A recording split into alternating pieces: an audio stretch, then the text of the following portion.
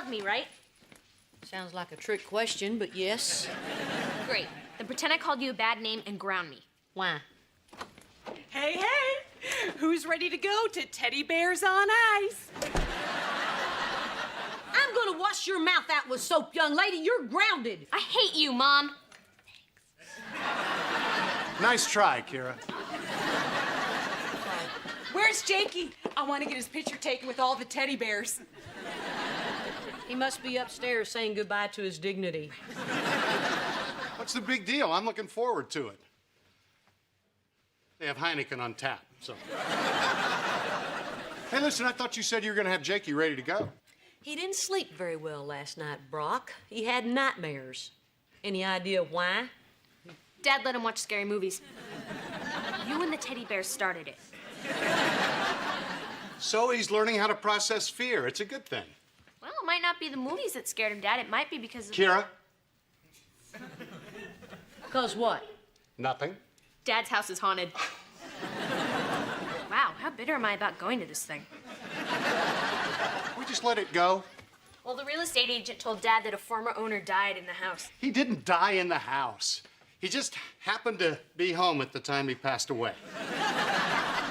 You bought a haunted house? It's not haunted. And next to toxic mold, death is one of the best bargaining chips in real estate. Now, can we please stop talking about this before Barbara Jean hears? Fine by me. Making Barbara Jean nuts is only fun when you don't live with her.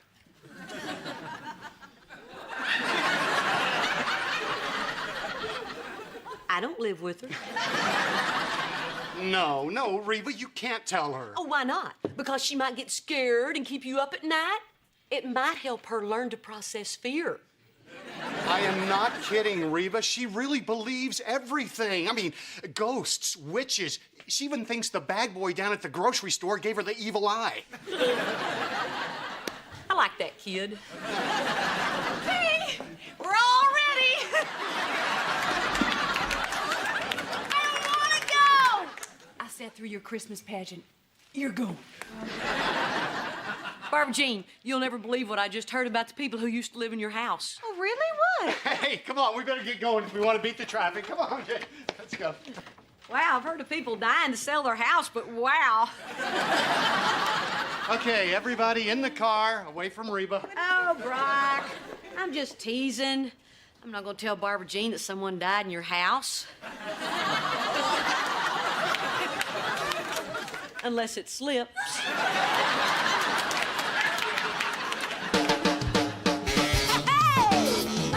Are planted in the past, though my life is changing fast. Who I am is who I wanna be. A single mom who works too hard, who loves her kids and never stops, with gentle hands and the heart of a fighter. I'm a survivor.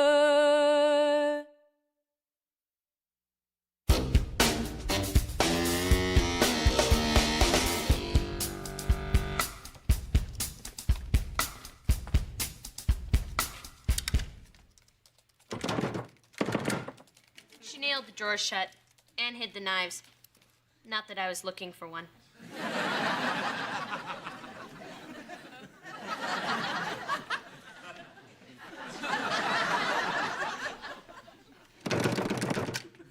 Why did you do this? Ghosts like to open drawers. So do I. Since when? Since your ghostly essence injured my husband's weak vessel. Brock, can you hear me?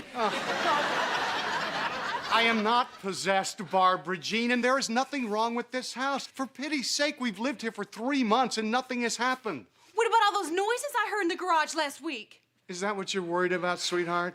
I have good news. It was rats.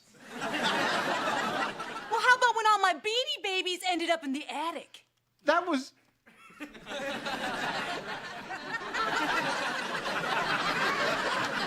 You're right, that was a little weird. Yeah.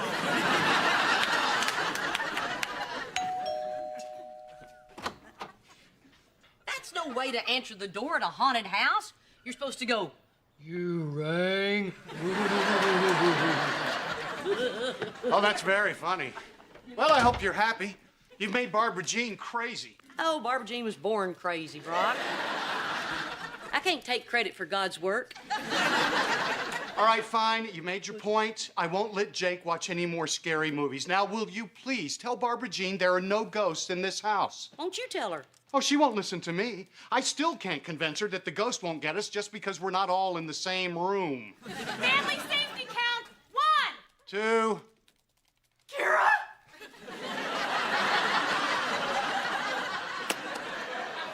Three. Please, Reba, talk to her. She'll listen to you. Oh, hi, Reba. You are Reba, aren't you? You're Reba, all right. Oh, and you can be number 4. Okay. What number's that lady gonna be behind you? What lady?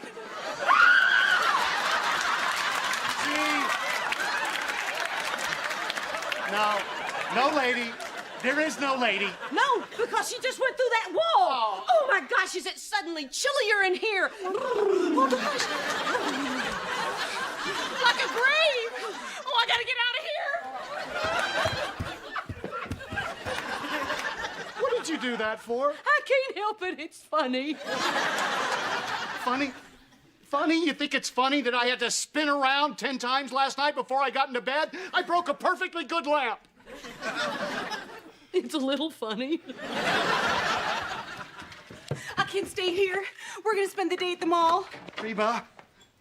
Yeah, you'll be safer there.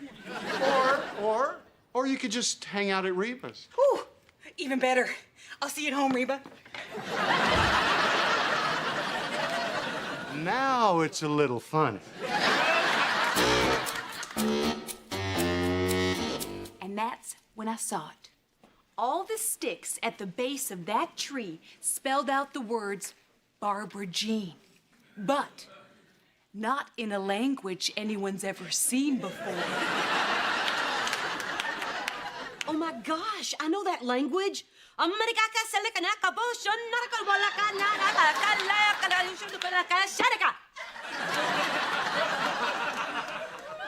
does that mean? Go home. Where do you want me to go? Brock's still at work and Kira's not home from school yet. You certainly don't expect me to be alone in a house with a ghost. You have a ghost? Oh, yeah. Someone died there. That doesn't mean anything. Where you get this crazy connection between ghosts and dead people is beyond me. You know what? I wonder if anyone ever died here. People died in our house? Oh, not yet. Hey, Jake, you want a popsicle? Oh, I ate the last one. Okay, how about a cookie? Nope, those are gone too. Ice cream? Guilty. I think the ghost at her house starved to death. All right, Henry and Elizabeth are finally down for their nap. Oh, you guys, thanks so much for watching Henry. I couldn't possibly let a baby spend the night in a haunted house. I don't believe in ghosts. I believe in the circle of life. Hakuna ta-ta-ta-ta!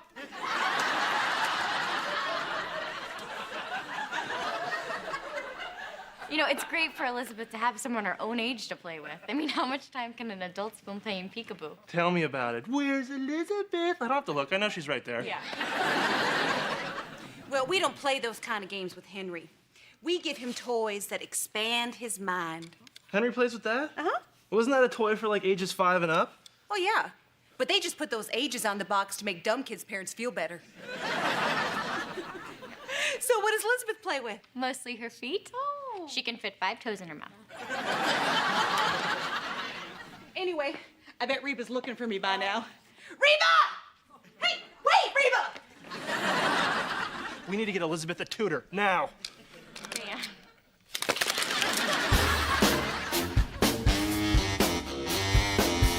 So that's why I didn't become a zookeeper. Because once a kangaroo decides it doesn't like you, forget it. So, tell me some of your unfulfilled dreams. Most of them involve you. And a train. Hey. Well, isn't this cozy? Oh, Reba, I've got to thank you. You know, I would have worried leaving Barbara Jean all alone with that ghost you told her about. Luckily, she was over here, safe with you all day long. Okay, then. I can see you two have had enough fun. Barbara Jean, honey, you can come home. I found out that our house can't be haunted because the man who died there had a very peaceful passing. Oh, really? Yeah, and then his wife, insane with grief, killed herself and their pet dog.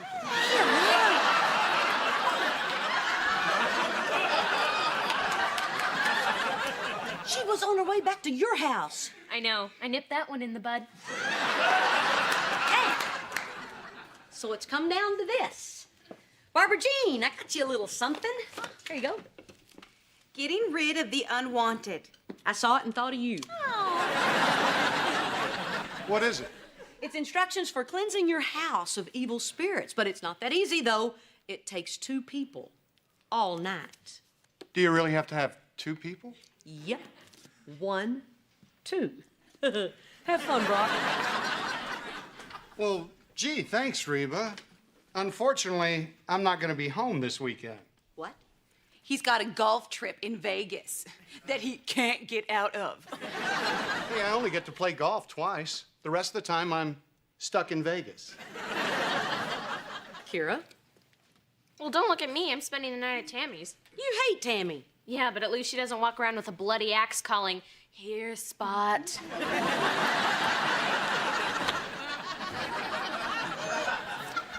Hey, you know what?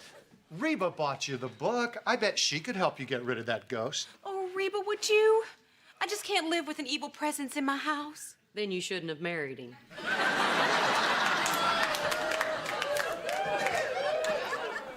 I'm sorry, Barbara Jean, but there's no way I'm going to spend the night at your house chasing ghosts. Well, if you won't help me cleanse the house, I guess I'm just gonna have to stay here until Brock gets back. Oh, that'd be great. Then I could take the later flight home.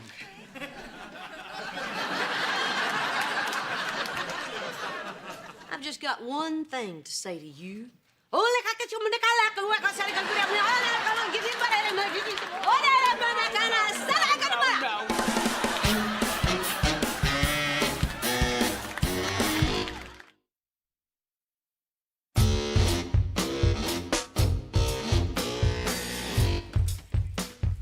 Okay, well, I'll call you when I get to the hotel, which I think is one of those really loud ones on the strip. I'm not going to get any reading done. Okay, sweetums. I love you. I love you more, Huggums. Man, this house is scary. Okay, Reba, I'm gonna go get this stuff and then we can get started. Oh, if this weren't so terrifying, it'd be fun. Brock, next time you leave me for somebody, make sure she's not a big old wimp. It's too bad we can't all be as brave as you, Reba. Hey, you got a spider in your hair. Nice try, Brock. Look out, Ghost! Reba's busting a move.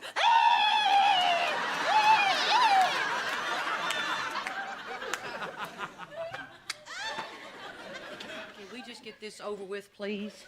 Okie doke. Now, according to the book, we need to perform a seance, contact the lingering spirit, and politely ask him to leave. He will then communicate his responses through the supernatural powers of the Ouija board. Made by Parker Brothers. Fun for the whole family, living and dead.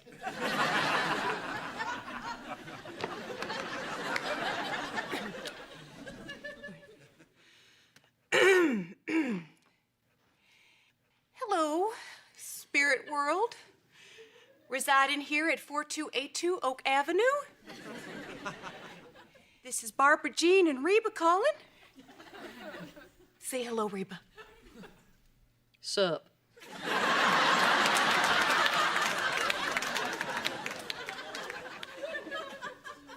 If there is an otherworldly presence in this house, please speak to us.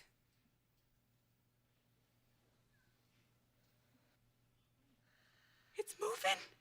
It's moving. Yeah, 'cause you're moving it. I'm not moving it. You're moving it. I'm not moving it. Are you moving it? You're moving it, aren't you? Reba? Reba? I'm not real.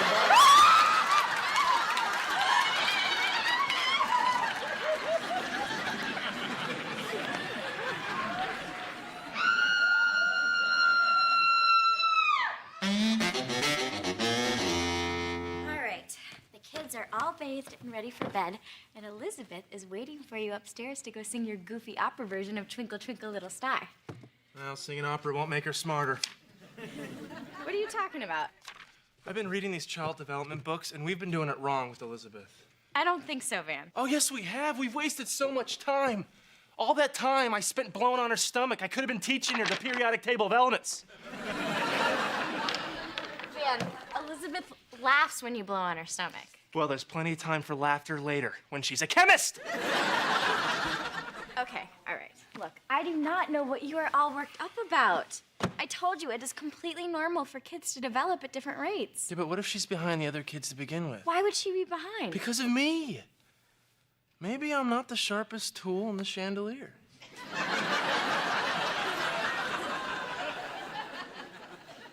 You're plenty sharp.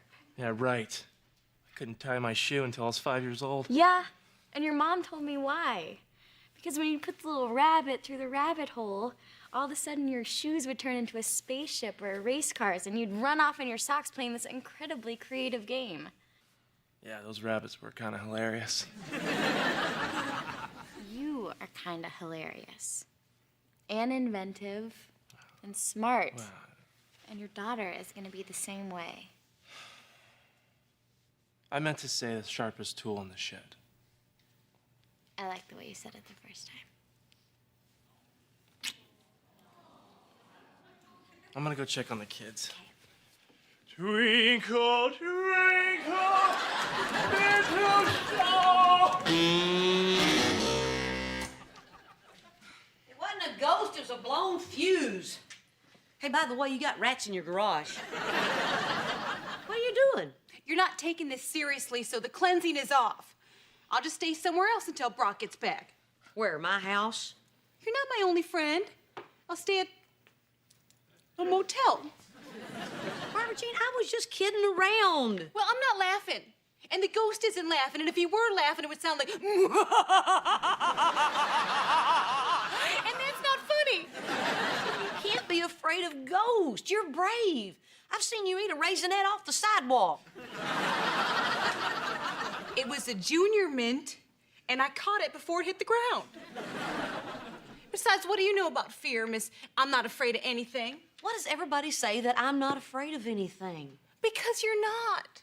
You're not afraid of the dark, or thunder, or wearing pink with red hair, which is not wise, but you do it.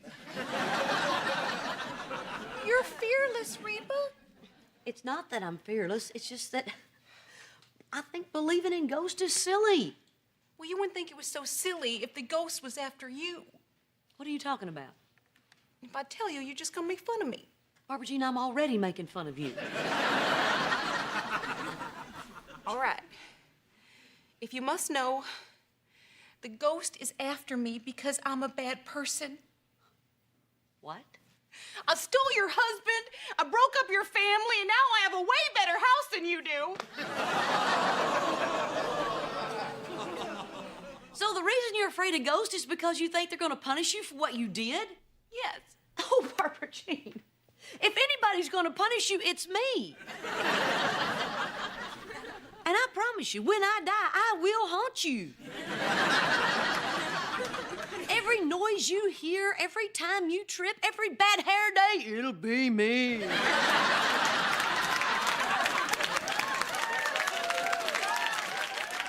Reba, don't try to make me feel better. It just makes it worse.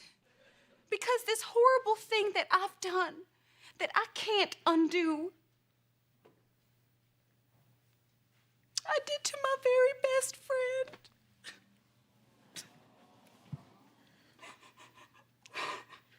Barbara Jean, we're not best friends.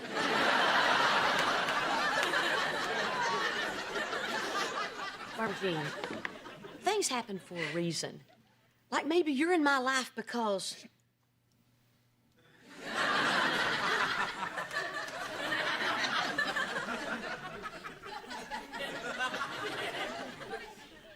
Reba?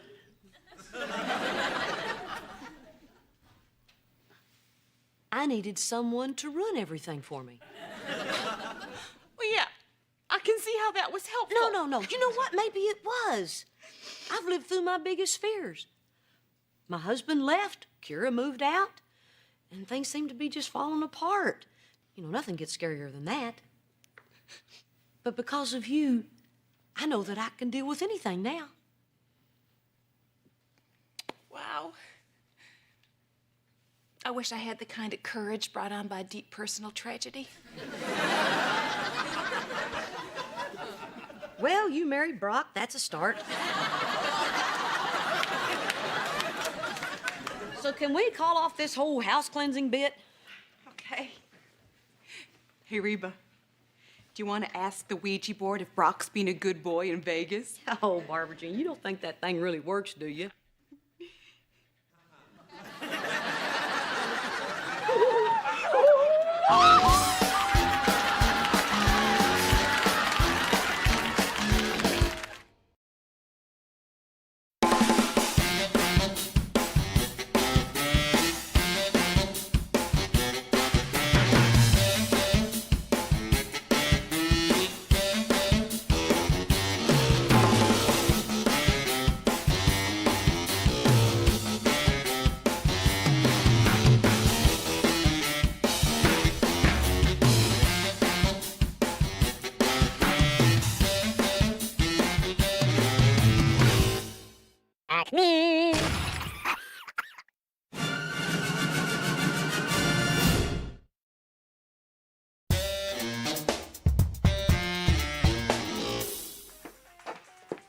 Come on, Jake, finish up.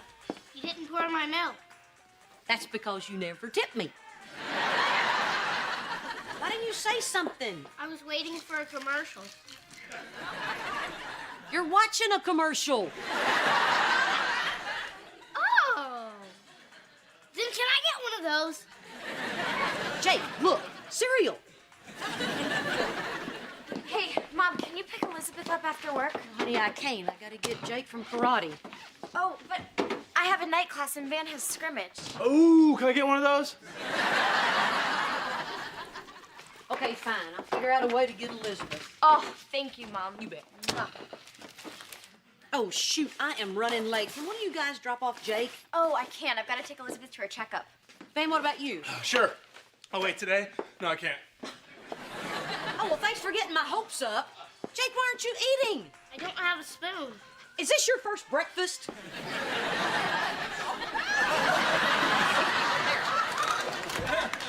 Hey, Reba, you got a second? Sure, it's my slow time. I was just wondering if Jake could come over to our house for dinner tonight. It's kind of a special occasion. We're having cake and ice cream. What, Barbara Jean's got a new Beanie Baby?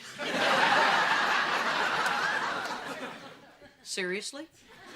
It's number 450, which is a state record. Can he come? Please? I don't know. It's a school night and you'll have homework. Tell you what, I'll pick him up after school. Heck, I'll even drop him off now if you want me to. Okay, fine, but you owe me. My roots are planted in the past, though my life is changing fast. Who I am is who I wanna be. A single mom who works too hard, who loves her kids and never stops, with gentle hands and the heart of a fighter. I'm a survivor.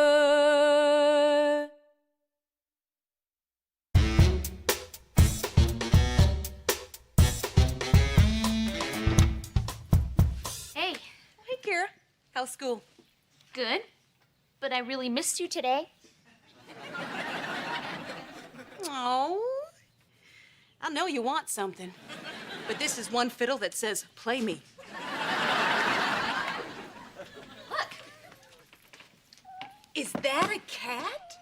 Can we keep her, please? Oh, Kira, you know your father is deathly allergic to cats.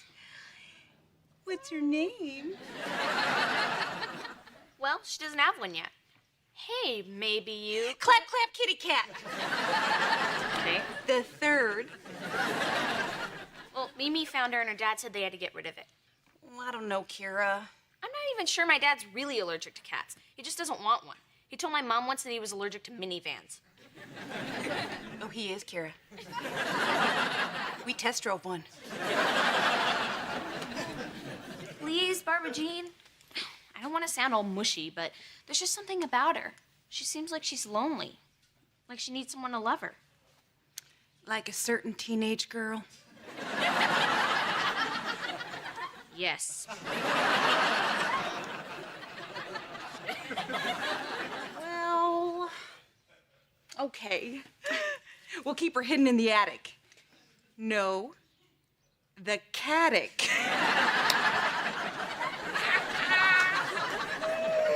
Oh, that is a great place to hide a cat. In fact, it's almost... Say it. Come on, Kira. Perfect.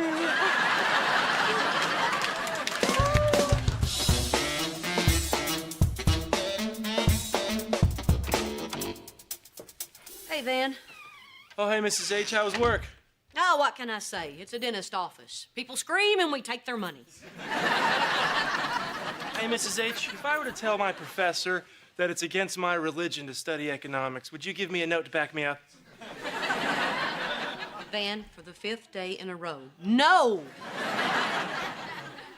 Where is everybody? Oh, Cheyenne's over at Mr. H's and Jake took Elizabeth to a mommy and me class. Switch that. Jake's over at Brock's again? Oh, man, did he do his homework first? Well, he didn't do mine, I can tell you that. No, he didn't. See, that's the bad thing about Brock and Barbara Jean living right down the street. That and the fact that Brock and Barbara Jean live right down the street. Oh, and Mr. H called. He said that Jake's gonna be eating over there tonight, and he'll walk him home later. He's eating over there again. That's the 4th time this week. Well, you know what economists say. I have no idea. Please, write me a note. And I bet they're not having healthy food. Yeah, I bet they're having cake and ice cream and cooking hot dogs on a stick in the fireplace.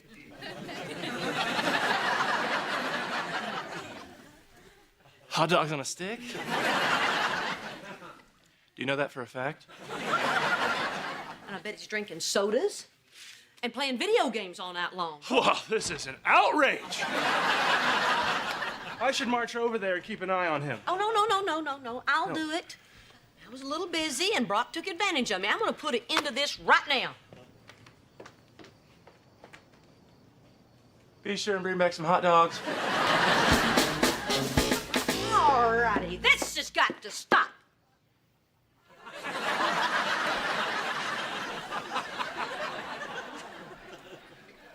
Thank you for your blessings, Lord. Amen. Amen. Too late, Reba, but maybe if you hurry, you can stop the neighbors from saying grace. What's up, Mom? Up? Oh, nothing. I was just passing by and figured it'd be really funny if I just came running in here like a wild woman. Wasn't that funny? That was really funny. Thanks, buddy. So, dinner, huh? What you having there, Jakey? It's Brock Ali. Is there something you need, Reba? Like maybe a doorbell? She can have my broccoli. Just eat your vegetables, bud, Reba. Actually, Brock, I would like to speak to you privately in the other room. About what? I guess I'm going to tell you in the other room. Excuse me. Bless you.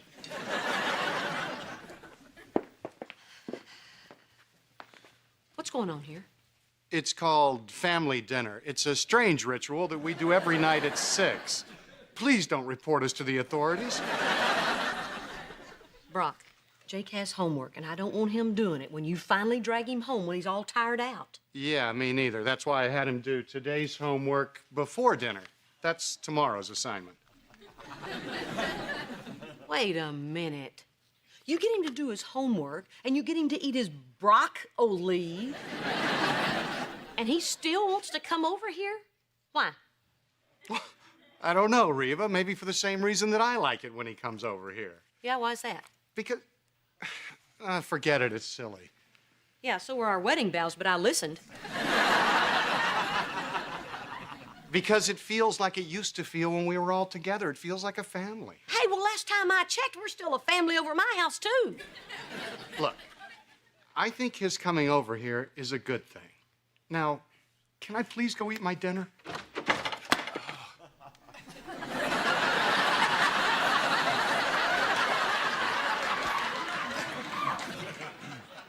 You guys cooking hot dogs?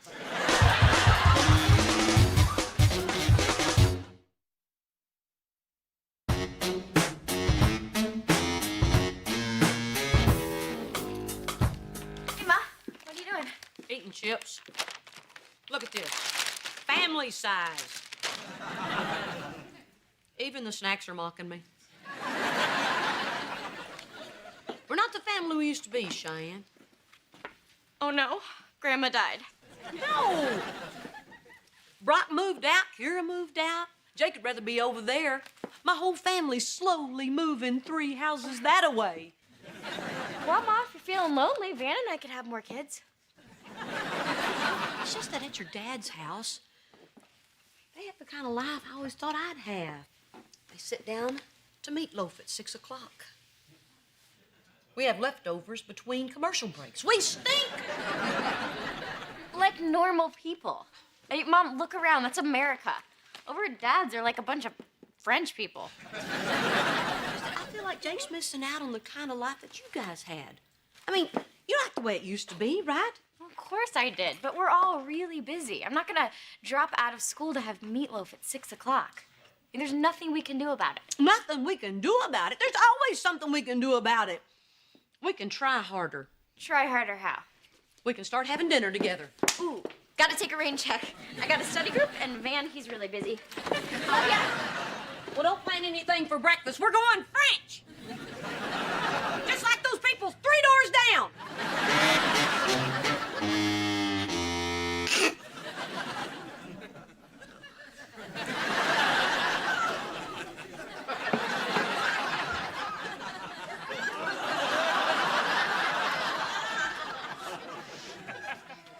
Well, Clap Clap's doing great up there. Oh, yeah. She's fine. I'm dying. You're not cat-tagious, are you? Don't try to kiss up, although good one. I'm allergic to her. I thought you owned cats before. The other Clap Claps. No. Sadly, Clap Claps 1 and 2 were imaginary. Number 1 died and number 2 ran away. Well, is Dad sick too? No, you were right. He was lying, the cheat. And if I wasn't keeping a secret from him, I would bust him on it. I would let the cat out of the bag. How you feeling, honey? I told you. I'm fine. God help us if you ever get sick. Kira, were you just up in the attic? We have an attic? Well, we need to call an exterminator. I just heard something running around up there. No, you didn't. Yes, I did. I meant, yes, you did. I said, no, you didn't. Meaning like, no. You didn't. Get out of town. Do that sort of thing. I've been forgetting to be more emphatic lately. You really should get some rest and give the exterminator a call, okay? Okay, I will.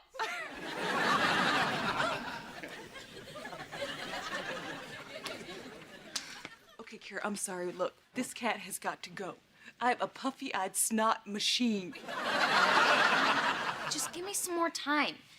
Do it in loving memory of Clap Clap the First. You know, today would have been her birthday.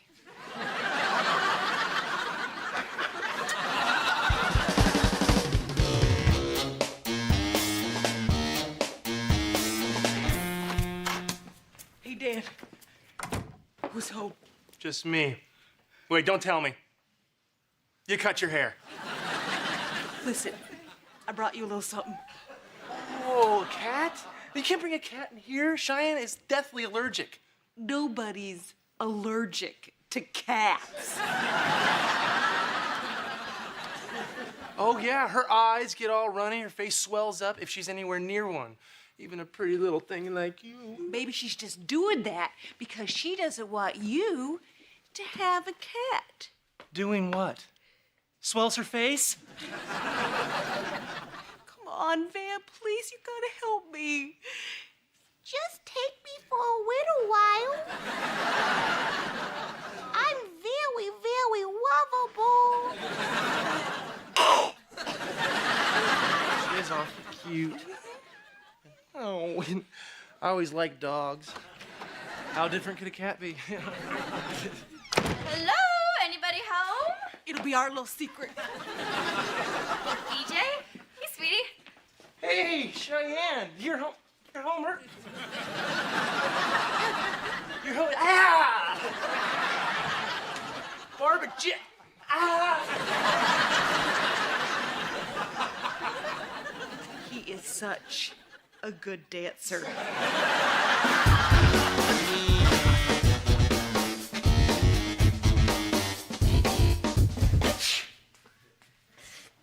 Where did Bob? Oh, honey, you look terrible. Van said I looked good. Van lied. You poor thing. Here, have a seat and I'll make you some pancakes. Oh, I can't eat anything. Oh, please, we can't have a family breakfast without any family, even if you are all yucky. Have a seat. Okay. And could you smile a little more? See? Van was right. You do look good. And there he is. Now, as soon as Van gets here, we'll all sit down to our nice family breakfast, like the family that we are. What's wrong with you? I beat they. Shut up. Here's your cereal, Jake, in a bowl, just the way you like it.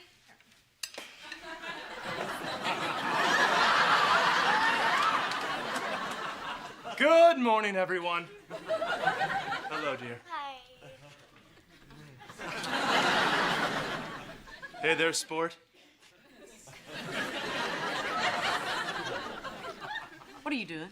Cheyenne filled me in, and I want to show Jake that there's still a daddy in this house.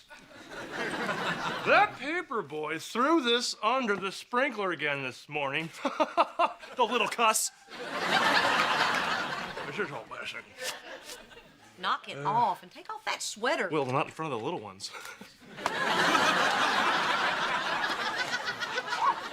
Bless you. So, isn't this nice? It's been a while since we've all eaten together at the same time. So, Jake, how's school going, little buddy? I'm done. Whoa, whoa, whoa, whoa. Nobody gets to leave until we're all done. We're never gonna finish. Can I turn on the TV? No, we're not watching TV. You know, I swear, young man, you keep looking at that thing and your head will turn into a boob tube.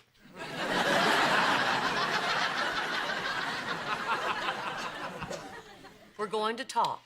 Now, who wants to start off the lively breakfast conversation? Well, what are we having for dinner? Ah, good point. Hey, Hey, why is everyone eating together? Oh my gosh, Grandma's dead. no, we're having a family meal like families do. Okay, well, why is Van dressed like my science teacher? Kira, why don't you join us? I can't. Barbara Jean told me she left my school book with you, and I'd like to get it back. My school book? The black and white book? The cat in the hat? He's wearing a hat. The cat? Oh, the book.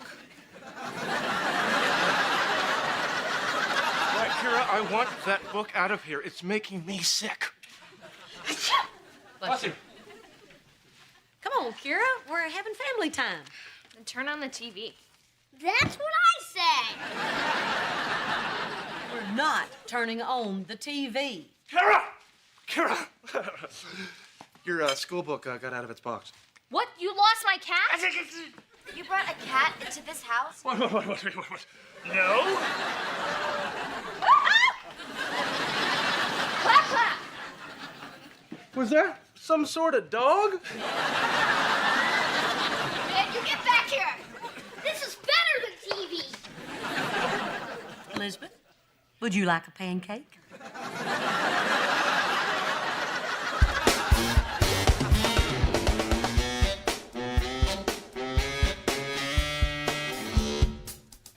Hey, Van, I got a joke. Mine's 6 afraid of 7. I must admit, I'm stumped.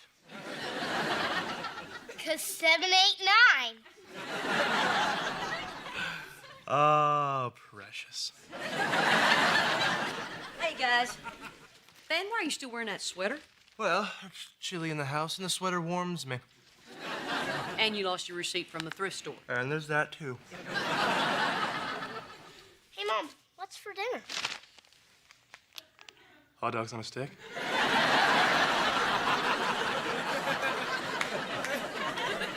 No, the 3 of us are having chicken. But, Jake, if you want to go over to your dad's for dinner, it's fine. No, I'll stay here. Hey, I mean it. You should be able to have a family meal. I do. Well, not over here. We're eating at all different times. And I eat with all of you. Sometimes I have 4 family meals a day.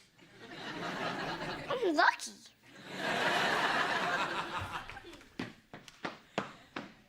Wow. Well, that was a loaded wow. What's going on up there, Mrs. H? Well, all this time I thought Jake was missing out on something. Well, Mrs. H, did you ever stop to think that maybe that wonderful little boy in there has the best of both worlds? I mean, he's got 2 great homes, 3 wonderful parents, and a whole mess of people who really love him. And isn't that the most important thing? I think so.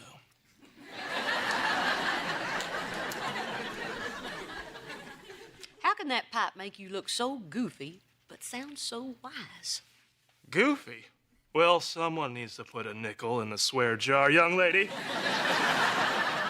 Why don't I instead go make you a hot dog on a stick? Yes!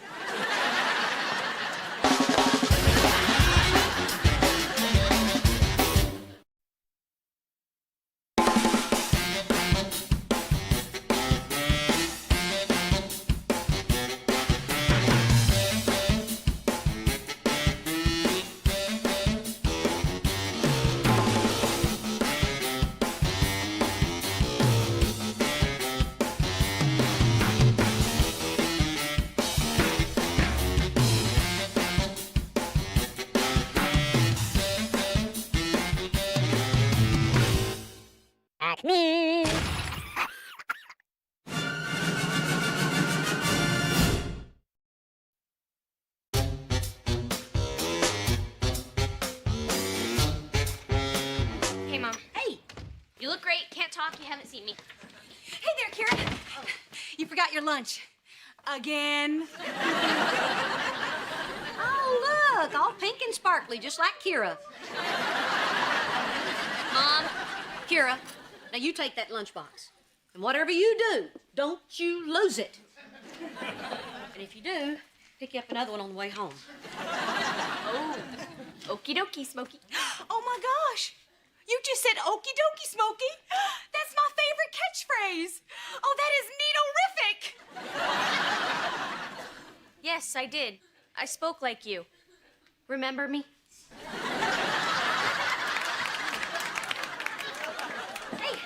Hey, you guys want some waffles? Waffles? Never had waffles 3 days before a big game, and I'm not about to start now. You can't mess with the mojo. How about you, Cheyenne? Once again, see, no. Neither one of us can have waffles until Saturday. This can never change. You can't be serious. Oh, he is. Let me tell you something. Nothing makes you want to have a waffle more than someone telling you you can't. It's like the forbidden waffle. Hey, I know it sounds silly, but as far as I'm concerned, my superstitions are a big part of my success. Like it has nothing to do with your ability? Surprisingly little. Here we go.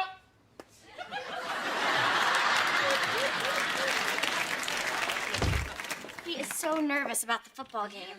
It's his first college start. I know how he feels. It's like me on the high school debate team.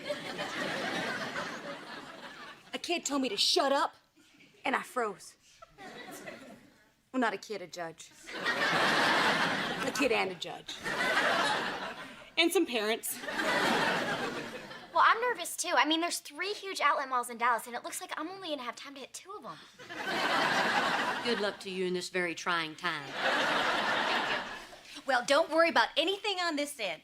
Elizabeth is going to be very happy at Can't Sleep Over at Barbara Jean's house of something snappy. I'm still working on the title. Wait a minute, camp what? Can't Sleep Over at Step Grandma Barbara. Darn! I tell you what, you keep working on the name, and I'll keep Elizabeth here. Mom, before you freak out, we thought it'd be fun for Elizabeth to spend the weekend with Henry. You're right. She should spend time with Henry. Have Barbara Jean drop him off. Mom, we already told Barbara Jean that she could take care of her. Well, then tell her you didn't tell her. How hard is it to confuse her? Look at how small my head is.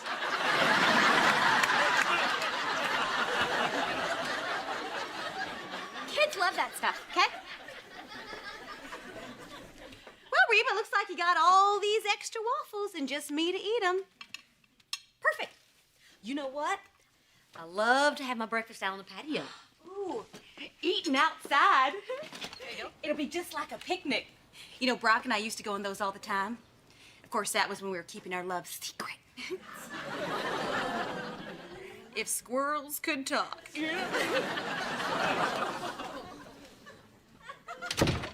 Apparently, nuts can.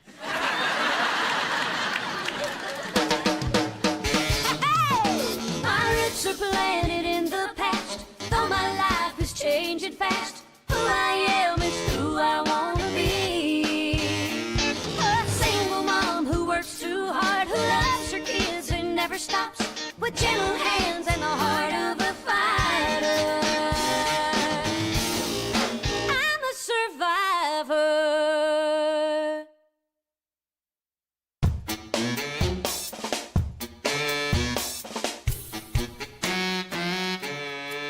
Here you go, Van. No, Mrs. H. You rolled my socks into a ball. Fold and tuck. Fold and tuck, bring you luck. Van, go long.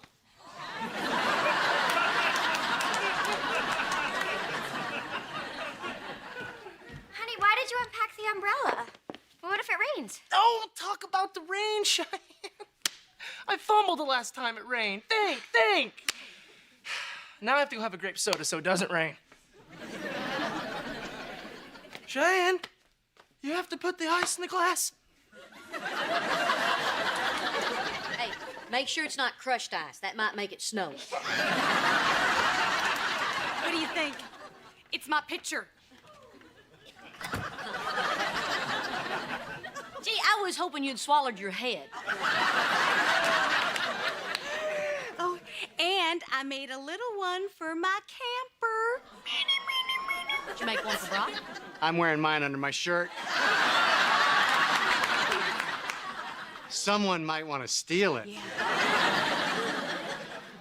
They're not only cute and 100% cotton. They're also practical. This way, if Elizabeth and I get separated at the mall, security will know who she belongs to. Why would you get separated? Oh, I know it's unlikely it will ever happen, but once bitten, twice shy. You know. Okay, Barbara Jean, why don't you go grab Elizabeth? Okay. Wait a minute. You lost Elizabeth at the mall? No. Oh, good. I lost Henry. It was about a month ago. I just turned around and he was gone. Poof! Oh, I'll tell you what, that was the longest 7 minutes of my life. Anyway, camp time! Does Van and Cheyenne know about this? Okay, look, before you overreact, it's not as bad as it sounds. He wasn't really lost. He was in the pants rack, 2 feet away, hiding from her. I've hidden from her once. I climbed a tree, ran into the mailman. So you can see the humor in the situation. It's kind of funny, huh? Oh, yeah. You're gonna make a big deal out of this, aren't you? Oh, yeah. Yeah, great. Here we go again. I don't know why I keep coming over here. Hey, Brock, how's the wife? Great. We moved 3 doors down from my ex-wife. That was a good idea. Hey, maybe next time we can all just move in together. Yeah! Too much phone, too much phone! Look, I need to talk to you two about Barbara Jean watching Elizabeth. Mom, we're not gonna change our mind. Oh, I think you might when you hear a little story I call Barbara Jean Lost Henry at the mall. What? Henry's gone?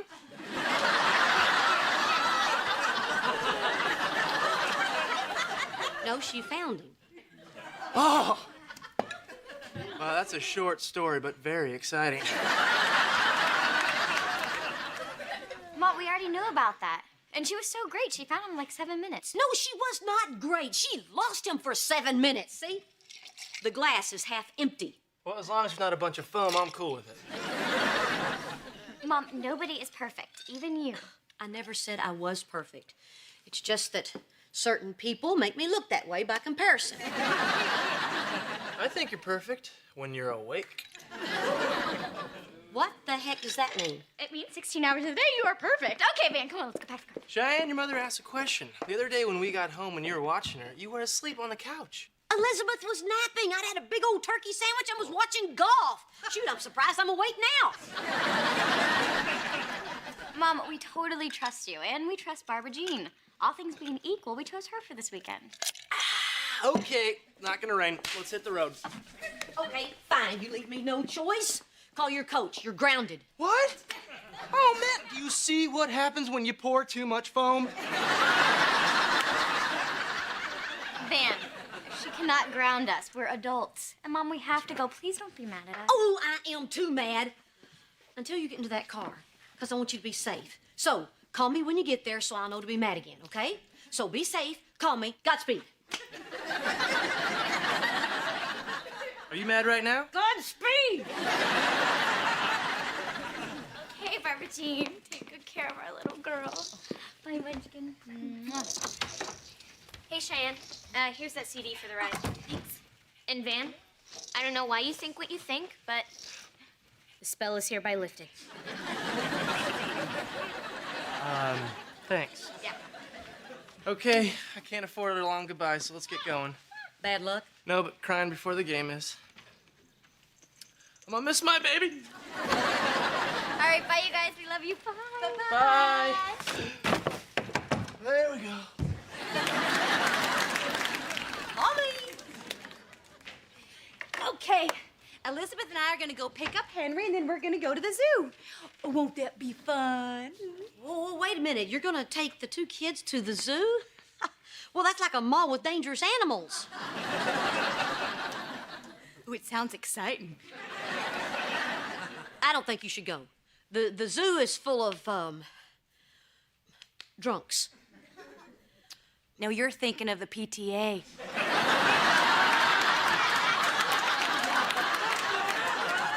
Bye, Reba. Wait. I'm going with you. You want to go with me? I didn't say that. I said I'm going with you. Oh my gosh, a good day just got great. I'm gonna go grab you a t-shirt, Reba. Don't hurry.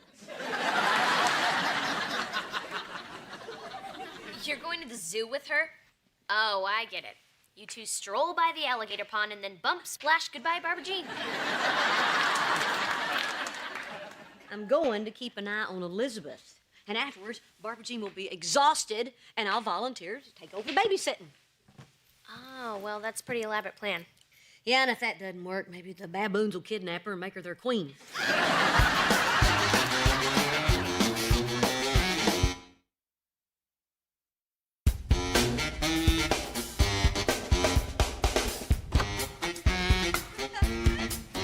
My feet are killing me. Oh, why they have to make the zoo so big? Why don't they just put all the animals in one cage so you don't have to walk 10 miles?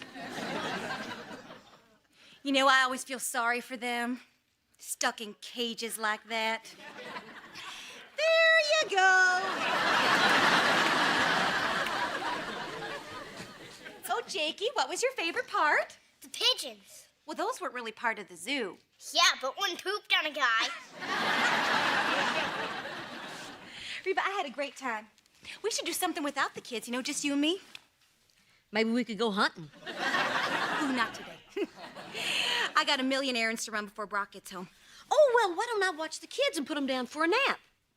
No, that's okay. Oh, but I want to. No, I don't think so. You just get your sleep. No, the kids are going to sleep. I'm not going to.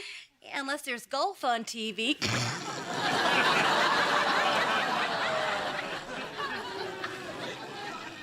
What's that supposed to mean? Reba, I can't risk it.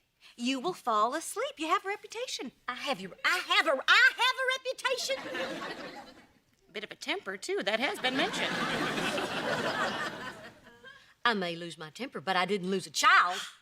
Oh, how dare you accuse me of doing something I told you I did! No wonder I don't want you staying alone with my grandchild. Is that why you came to the zoo with me today? To spy on me? I thought we were bonded, but you weren't bonding. You were James bonded. Well, I didn't go to the zoo to punish my feet. Great. You know what? Well, if I'm just such a terrible parent, why don't you watch her? You know, if you're just so perfect. Then it's settled. Fine. I will just take Henry and go. Or don't you trust me with him either? Goodbye, Reba. Barb Jean. What? That's Elizabeth.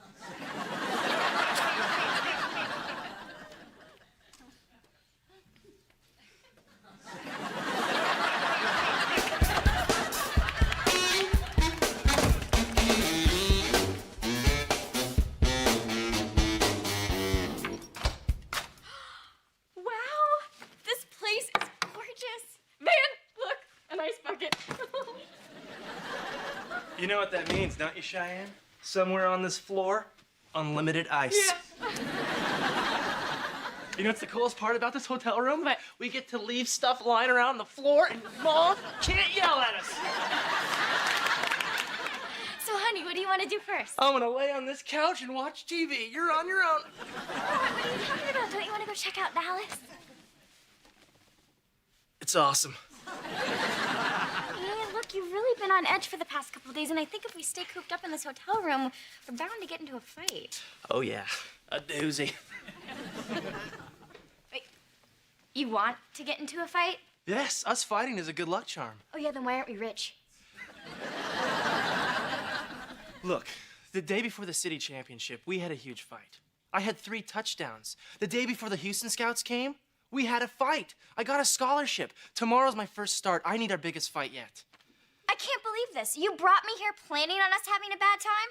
Well, you're off to a really good start, you big jerk. That's good. That's good. But let's not start off too early. I want to make sure we go to bed angry. So my feelings mean nothing to you? I'm some part of your stupid mojo?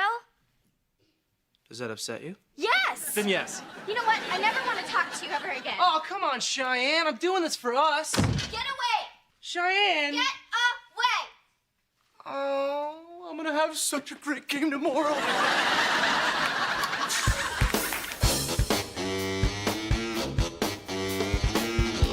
Hey, Reba. Hey. Hey, Jake, how was the zoo? A pigeon pooped on a guy. Yeah, well, maybe the guy started it. Hey, listen, Bud, can I get a moment with your mom? Okay, but tell Mom you like your bean picture. She made it by herself. Reba. I know what you're going to say. And I'm sorry, Brock, but I think Elizabeth is better off with me. You know what? You're forgetting that I was here when you raised our kids. What's that supposed to mean? Gee, remember when Cheyenne shoved a bean up her nose? Yeah. Or how about Kira getting her head stuck in the banister? Or Jake swallowing $1.50 in change? Oh, that was my fault. I told him it was lunch money. The point is, no one's a perfect parent, Reba. Okay, maybe I'm not perfect, fine. But at least I'm not annoying. She goes around all the time saying these goofy things like, okie dokie, Smokey, and, oh, those waffles are waffle-tastic. So what, you don't want her to watch Elizabeth because she has a way with words? Yes, because it rubs off on people. It's already started with Kira. If I'm not careful, I'm gonna have a 2-year-old walking around asking for a cookie wookie. That's the way kids talk. Yeah, but then they stop. She won't stop.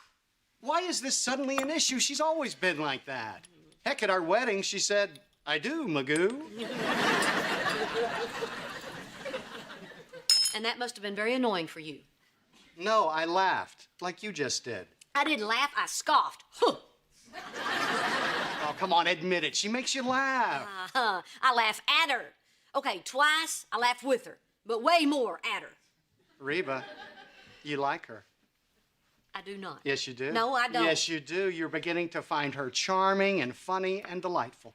Okay, maybe she's not an awful person. And maybe somewhere, buried deep inside that queen of baboons, is a good heart. But other than that, she drives me crazy. I think what's driving you crazy is you're beginning to like her. You know what the problem with this divorce is? It's too nice. Even I'm getting sucked in. Everybody walking around getting along. It's ridiculous. I know. Where's the hate? So are you going to apologize to her? Yes. There's nothing she likes better than an apology-wology.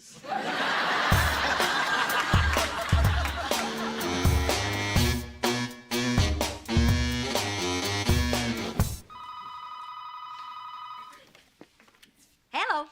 Oh, Van, how'd it go? Oh, no, wait just a second. I'm gonna put you on the speakerphone. Jake wants to hear, too. Hold on. Okay, go ahead. Yes, can I have us a cheeseburger and some curly fries? He thinks it's funny. Go ahead, Van. Oh, went great. I had 2 touchdowns and a fumble recovery. Yeah, and I helped him. I yelled at him until 3 in the morning. Oh, she was great. I love you. Oh, I love you the most. No, you say you love me. Gag.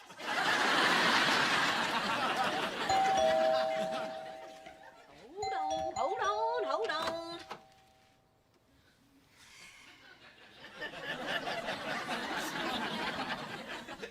Barbara Jean, how's it going? You like me.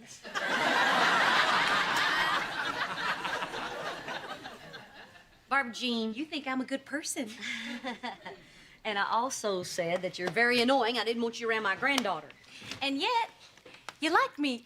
See, that's the very thing that makes you so annoying. I'm annoying, but she likes me. Okay, that's enough. I'm annoying, but she cares. Stop it. She says to stop it, but she likes me. Okay, song over. So what, you just came over here to gloat? No, I came to say thank you. Why? Well, it's just with me being the other woman and all, our friendship got off to a bad start.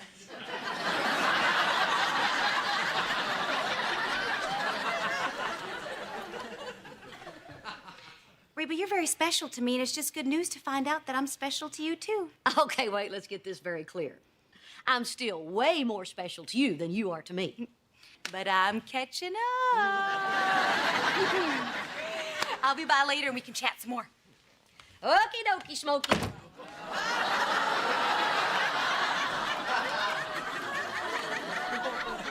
Please tell me she didn't hear that. She said okie dokie 'cause she likes me.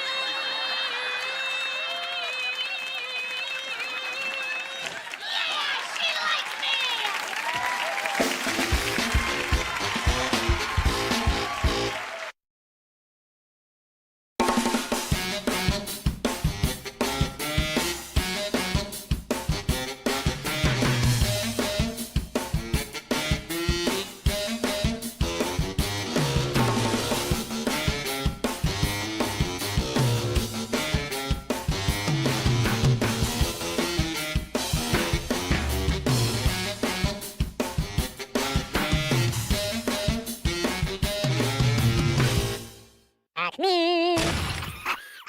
Up. Reba ignored her and walked over to the cheerleading poster, taking a deep breath. She could hear Van coming down the hall. Go, Van. Van chanted himself as he walked into the room, fresh from the shower. Come on. Yes. Come on. Go, Van. Go. Reba turned to face him. Hey, Mrs. Hart. You cannot keep this thing in here, Reba said, pointing to the loud poster and the neon comforter. Van looked confused. It is okay. Cheyenne said it was cool. Tell him. Cheyenne looked away. Tell me what? Tell him you do not want this thing in here. Reba urged her daughter. What?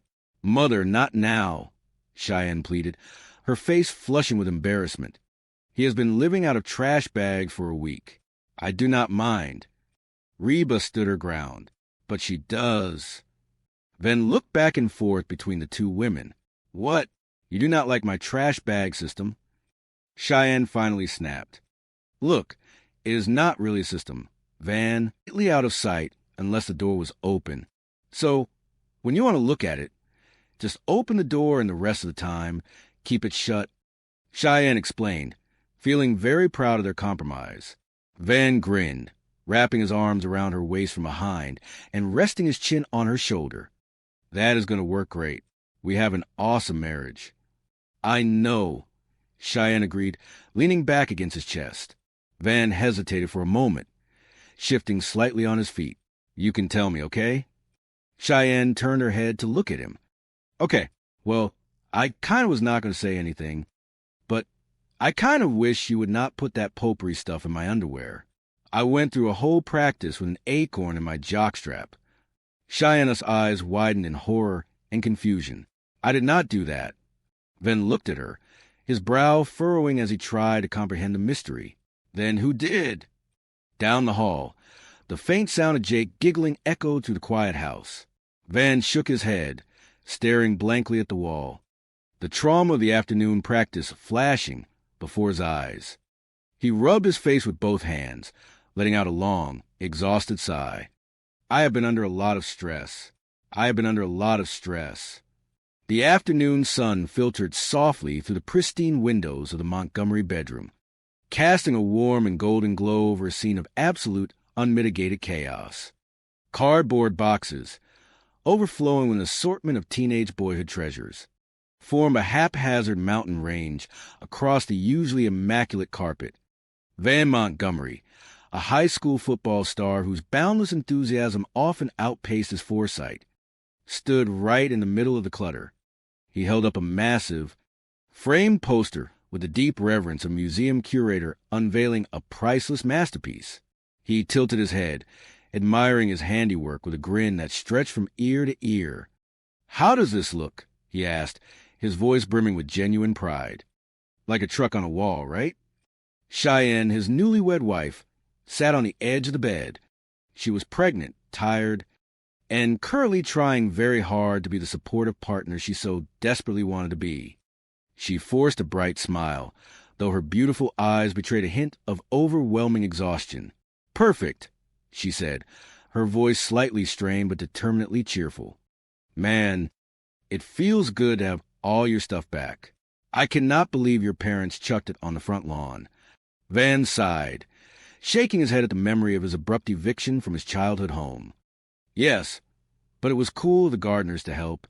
Though, that guy with the leaf blower really rounded up my socks fast. He looked around the room, scratching his chin thoughtfully. So, where you even put the rest of this crap? Well, I am going to put my clothes in the closet, or maybe the dresser, or right here on the floor. He dropped a handful of shirts onto the carpet with a satisfying thud. Cheyenne stared at the growing pile of laundry. I hope one of those trash bags has a maid in it, she muttered under her breath, rubbing her temples to soothe a building headache. Just then, the bedroom door creaked open, and Cheyenne's mother, Reba Hart, stepped into the room. Reba was a woman who held her family together with lists, schedules, and an iron will masked by her warm charm. She took one look at the disaster zone and raised an eyebrow. Mrs. Hart then greeted her enthusiastically, throwing his arms wide. I am giving the room a touch of Van. Reba crossed her arms, her gaze sweeping over the scattered athletic gear and piles of mismatched clothing. It is not exactly a gentle touch, is it? She noted, her tone dry but laced with an undeniable undercurrent of affection. Do you want to give me a hand here? Van asked, entirely oblivious to her sarcasm. He reached into a large cardboard box and pulled out a massive, violently colorful piece of bedding. Reba blinked, momentarily blinded by the fabric. What in the world is that? My lucky comforter, Van declared, wrapping it around his broad shoulders like a superhero cape. Wildcat colors, the orange and black fabric. Reba wrinkled her nose, more like Halloween vomit. Van chuckled, completely unfazed. Obviously, Cheyenne has not seen this yet. Is it not great? She is going to freak. He turned to a framed picture he had just leaned against the wall. My girls. Reba leaned in closer, her eyes widening as she took in the image. It was a poster of a group of highly enthusiastic, scantily clad cheerleaders. You're going to hang that in here? She asked, her voice tight with disbelief. Yes. To help me get worked up, Van said earnestly. Seeing Reba's horrified expression, he quickly backpedaled. Not like that. For the game. But something is missing. Certainly not implants. Oh, I know. He grabbed a marker and quickly scribbled something in the corner of the poster. See, the head cheerleader is cheering me on. Go, Van. She really did not say that, but it is sort of like she did. Reba sighed, pinching the bridge of her nose. You are going to wish you had a bubble over your head when your wife gets back in here. It is all right, Mrs. Hart, Van assured her, setting the poster down gently. Cheyenne knew I was bringing my gear. She wants me to feel at home. Reba placed a gentle but firm hand on his shoulder. Van, listen to me. This is not good. I know my daughter. She was moody before she was pregnant. Before Van could process this warning, Cheyenne walked back into the room, holding a glass of water. She stopped dead in her tracks, her eyes locking onto the brightly colored cheerleaders beaming from a wall. Van grinned, pointing to a small hand-painted wooden sign he had also placed on the nightstand. What do you think? Cheyenne swallowed hard, her knuckles turning white around her glass. Oh, my goodness. I love it. Liar. Reba coughed quietly into her hand. No, I do, Cheyenne insisted, her voice trembling slightly. Reba crossed the room, unable to let it go. What is your favorite part? The headlights on the truck or the ones on the cheerleaders? Cheyenne forced a laugh that sounded more like a hiccup. It is hard to say. I guess it is the way the little sign says Mr. and Mrs. Van Montgomery Live. And love here. Van beamed, completely missing the heavy tension in the air. Reba simply shook her head and quietly slipped out of the room, leaving the young couple to their chaotic nesting. Well, that sucked, Reba whispered to herself as she walked down the hallway. Big time. Downstairs, the quiet of the house was incredibly short-lived. Reba walked into the kitchen, her mind racing with a mental checklist of chores, errands, and family crises to manage. She began to hum a familiar tune to calm her nerves, singing softly to herself about her roots planted in the past, her fast-changing life, and her identity as a single mother working too hard to love her kids. She knew she was a survivor with gentle hands and the heart of a fighter. The peaceful moment was broken by a sudden realization of the mess around her. Hello, she called out to the empty room. Did it ever occur to you that I might need some help? I am not a mind reader. She turned around, only to nearly trip over her ex-husband, Brock, who was standing in the doorway holding the hand of their 7-year-old son, Jake. Wait a minute, Reba said, putting her hands on her hips. What are you doing here? Brock, a handsome but perpetually clueless local dentist, shrugged. I do not know. Your father was supposed to pick you up half an hour ago, Reba said, looking down at Jake. She looked back up at Brock. Why do I bother making a schedule if nobody's going to stick to it? I do not know, Brock repeated, offering a helpless smile. Reba opened the refrigerator to grab a drink, only to pull out a completely empty cardboard container. Who put an empty carton of milk back in the refrigerator? I do not know, Brock and Jake said in unison. Reba closed her eyes and took a deep breath, seeking patience. She tossed the empty carton into the recycling bin and marched into the living room, only to stop dead in her tracks. Sitting right in the middle of her carefully arranged floral rug was a massive, hulking piece of black metal and gray padding. It looked like a medieval torture device. What is that? Reba demanded, pointing a trembling finger at the machine. What is this contraption? Van bounded down the stairs, full of energy, This is The Exorcist. This little machine is great for your abdominals and your rear end. Sorry, I did not mean to talk about your rear end. Reba stared at him, bewildered. Why is this in my living room? Van patted the padded seat proudly. Well, there is no room in the garage, and I figured this way everybody can use it. Plus, it has good airflow, so the sweat smell will not knock you out. And luckily, it is downwind from the bewildered by the simplicity of the suggestion. So what do I do? Nothing. Reba blinked. Say again? Look, I know it is a scary concept for someone like you, but try it. The therapist encouraged softly. You are losing me, Reba admitted, shaking her head. The idea of not managing her chaotic household was entirely foreign to her. Take some time for yourself, she instructed, her tone soothing but firm. Get a massage, go to a movie, take up a hobby. Just step back and let them figure it out. Reba stared at her for a long, quiet moment, contemplating the immense difficulty of simply walking away from a mess. Finally, she sighed heavily. Could you not just write me a prescription instead? The kitchen was eerily quiet when Cheyenne wandered downstairs later that evening. The sun had set, casting long shadows across the floor. She found Jake sitting at the kitchen island, staring forlornly at an empty plate. So what did Mother say exactly? Cheyenne asked, her stomach rumbling loudly. Jake looked up, his expression grim. She said, Feed your brother and sister. I am going to the movies. Cheyenne's jaw dropped. She has lost it. What are we going to eat? I do not know, Jake replied, kicking his legs against the counter. There's like nothing in here. The front door opened, and Van walked into the kitchen, looking exhausted and carrying his heavy gym bag. He stopped, sensing the tension in the room. What is going on? Van asked. Cheyenne looked at him. Her defenses still up. So you are talking to me now? Only because I am hungry, Van muttered, setting his bag down. We are in a crisis, so go away, Cheyenne snapped, crossing her arms. Van frowned, stepping closer. What is the crisis?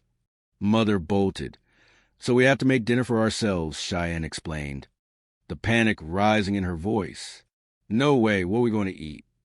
Van asked, his eyes widening in horror as he opened the empty refrigerator. You eat the most. Why do you not make something? Cheyenne demanded. Van closed the door and looked at her seriously. I can make chili. You got kind of chili? Cheyenne stared at him in disbelief. We are all going to die. Do I have to do everything myself? Before the argument could escalate any further, the front door swung open with a grand flourish. Brock stepped inside, holding 3 massive, steaming, flat cardboard boxes. Daddy, Jake gasped, his eyes lighting up. Pizza man, Brock announced proudly, hoisting the boxes into the air. Yay! Jake cheered, practically leaping off the stool. Daddy! I was this close to rolling Jake in a tortilla, Cheyenne sighed in relief. Running over to grab a slice, Van rushed forward, taking one of the boxes with immense gratitude. Thanks, Coach.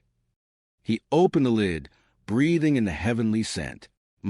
Onions. Cheyenne shot him a withering glare. If you have any interest in kissing me tonight, you will not eat those. Van looked at the pizza, then at his wife. Clearly torn. He picked off a slice anyway. Onions. Brock watched the young couple bicker, shaking his head slowly as he set the other box on the kitchen island. What is up with you two? We are having our first married fight, Cheyenne admitted, slumping against the counter, looking thoroughly defeated. It is awful. Brock smiled softly, his eyes filled with nostalgic sort of sadness. Oh, honey, it is bound to happen sooner or later. Yes, that is what Mother said, Cheyenne muttered, picking at a loose thread on her sweater. Well, she should know, Brock said lightly, reaching for a slice of pepperoni. We had 1,000 of those little fights, and then, of course, the one big one. Cheyenne's anger flared up again, finding an easy target. Well, the whole thing is her fault anyway. I mean, I do not know how you live with her. She is such a control freak. Well, tell me about it. Van chimed in around a mouthful of crust. I got lists everywhere. Yes, she is constantly interfering, telling people what to do. Cheyenne continued, her voice rising with indignation. Or what not to do. You know, it is no wonder she drove you away, Dad. Brock stopped chewing. The light-hearted atmosphere in the room instantly vanished. He set his pizza down on a napkin and looked at his daughter, his expression unusually serious.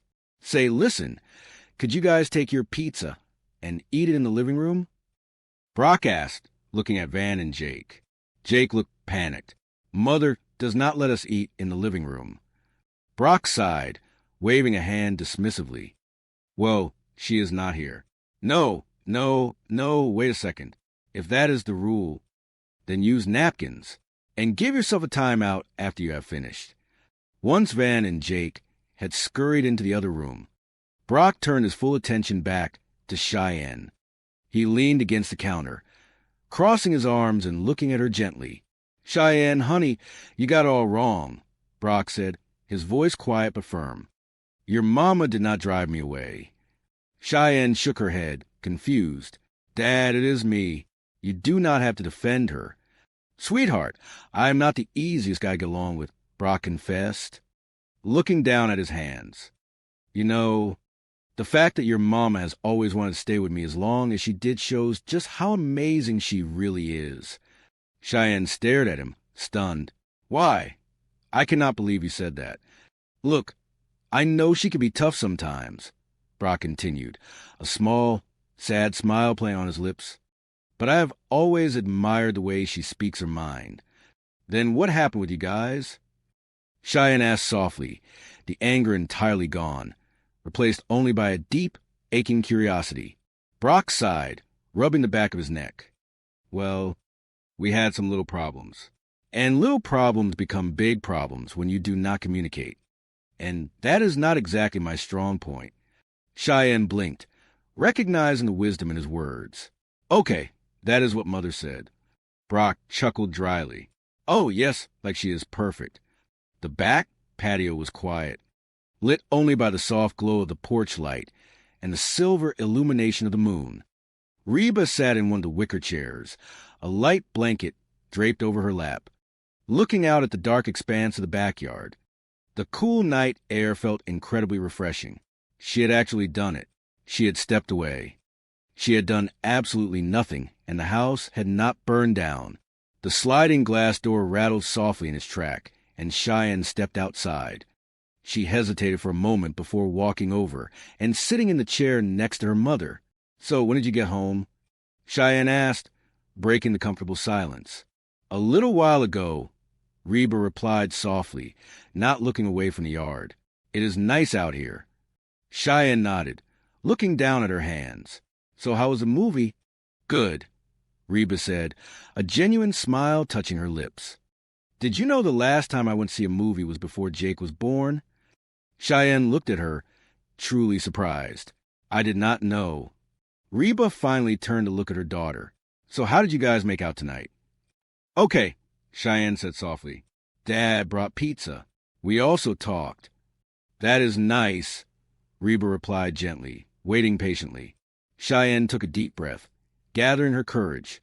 Mother, you made me realize that I was wrong about a lot of things. I am so sorry about the horrible thing that I said to you. You have every right to kill me if you want to. Reba looked at her daughter, her heart swelling with immense, unconditional love. She reached over and squeezed the hand of her daughter. Wow, there really is something to this doing nothing. Cheyenne wiped a rogue tear from her cheek, managing a watery laugh. What does that mean? Well, I had a little talk with someone today myself, Reba confessed, patting the hand of her daughter. Of course, my talk cost me $80. Cheyenne tilted her head. What did you learn? That you and Van are married now and that I have to let you make your own mistakes. Reba explained, her voice steady and reassuring. That is how you're going to learn, so no more interfering. Sometimes the best thing I can do for the two of you is nothing at all. Cheyenne smiled, a huge weight lifting from her shoulders. She leaned over and hugged her mother tightly. I love you, Mother. She pulled back slightly, a mischievous glint in her eye. But you are still going to do laundry, right? Reba laughed, shaking her head affectionately as they stood up and walked back inside the house together. Upstairs, the heavy tension in the bedroom had finally dissipated. Van and Cheyenne stood side by side, looking at the closet door. Van had taped the cheerleader poster to the inside of the door. Complete. How's it going? Van nodded to empty air, assuming Brock was still on the porch. He spotted Cheyenne and jogged over to her. Hey, babe, I am so sorry I am late. I hope you are not mad. Cheyenne instantly snapped back into her role as the perfectly accommodating wife. She smoothed her hair and offered a bright, brittle smile. Of course I am not mad. You are my husband and I love you. Van let out a massive sigh of relief. I could not decide what to wear. I have never been examined by a gynecologist before. He paused, puffing out his chest. Montgomery wished me luck. Thank you, Cheyenne replied softly, feeling the weight of the day pressing down on her again. Later that evening, the tension in the Montgomery household had thickened to the consistency of wet concrete. Reba was pacing the kitchen, furious about the events of the afternoon, while Cheyenne sat silently at the dining table, picking at a loose thread on her sweater. The telephone rang, slicing through the heavy silence of the room. Reba snatched it off the receiver. Hello, hello, Reba said crisply. Where is Ross?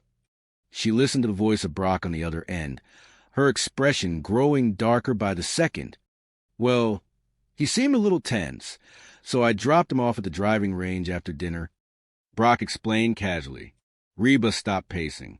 Dinner? What dinner did they have? I had a banana split, a candy bar, and a nice mocha.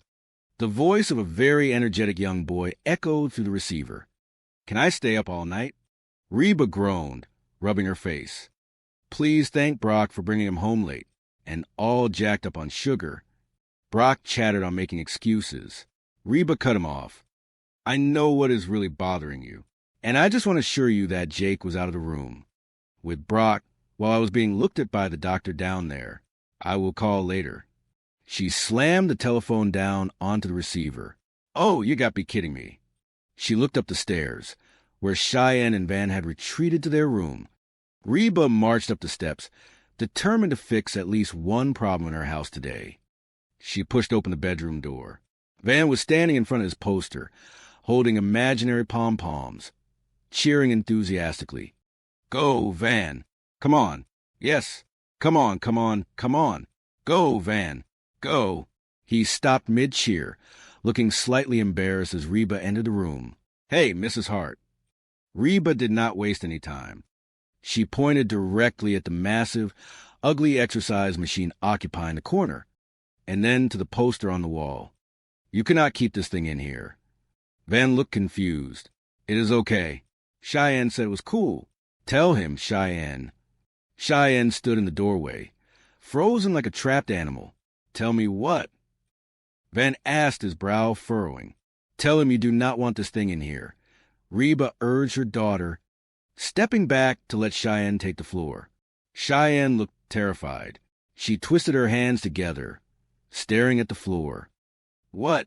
Mother, not now. He has been living out of trash bags for a week. I do not mind.